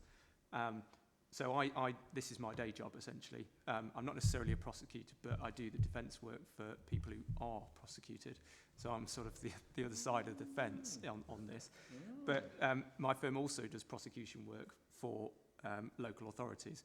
And I can say for sure, it's probably around between £20,000 and £50,000 to bring a case to prosecution. It can be more than that for complex cases where you've got different parties involved, not just one shopkeeper. So every time that the court hearings are moved, what essentially happens is the barrister and the solicitor team have to essentially re-prepare, because you're already dealing with other cases for a few months, and then you're then back on the hearing again, so you're going to have to review all of the information that you had to get it back in your head to then represent your client. So that's why, if things go on for a long period of time, the costs continue to rise, because essentially you're having to revisit the same issue multiple times every time that hearing is coming up. So the only solution really to that is to make sure that the court hearings take place on the date that they say they're going to be. And in that case, then you don't have to ever revisit that, because you have to do preparation once. But that... Absolutely, yeah. But you have to pay the barrister, and you also have to pay the... Declaration of interest there, is the Chairman? I don't think so. I don't think we do work for staff. So, but that's the current position. And the problem really is court time. So if you I think what you want to do is you want to lobby your MPs and say, you need to be funding the court system in a better fashion than you are doing right now, so that you have more court time. It's as simple as that. We all hear about big sentences and all that sort of thing, but the reality is that we need to increase capacity in courts to get the things along. Yeah, thanks for that. Yeah, you better get off and get back. But that's right. They have such a hard time. For that, just one thing. Does anyone have any issues with the work programme and where we're going with it? Yeah. It was suggested we have an interim, not wait till the 12 months are up. There might be problems that would occur after six. Could we add that to our programme, do you think, Chair? I think we've already had a conversation about what that's going to look like. I think I am keen to meet with Mark, because it's important that he is prepared to come. Not, he will come, of course, but prepared in as much as has information. What we don't want is to say 6 months and then we still haven't got a framework, we still don't know any data, and we're in the same position that we are now. Actually come forward for the FIB. Those of us that represent the districts which we pass our information on, it would be an advantage to us, because we've already seen this presentation. So if we could have something of a bit more recent instead of 12 months, I'll probably forget about it in 12 months' time. But if we could do that... Yeah, we are working towards that. If there's nothing else on the work programme, there is. Sorry. That's all right, sorry. There's a couple more things, very, very quickly. Right care, right person, you met, didn't you, with the Commissioner in October. Since then, we've been in touch with the local authorities in the Humberside policing region to try and get some information as to how they felt it worked from a local authority's perspective. You've received some information on that from East Riding, it was, wasn't it? We've got a contact that the chair is going to speak to from Hull. We're going to draw that information together, and I'm hoping that I can pull just a very brief report that will come in January, which we will then look at how that's being taken forward. And the very last thing is the Health and Care have got a working group that they've established on social care assurance. They have a meeting on the 4th of December that the chair isn't able to attend, which is looking particularly at ensuring safety within the system. And through you, Chair, we were wondering if someone will be able to attend that on his behalf. If there isn't a member who can attend, I am going to be there so I can brief you, but you're... Oh, well, there we are. Perfect. Perfect. Thank you, Mrs. Edgeler. Shall I put you down as our contact then?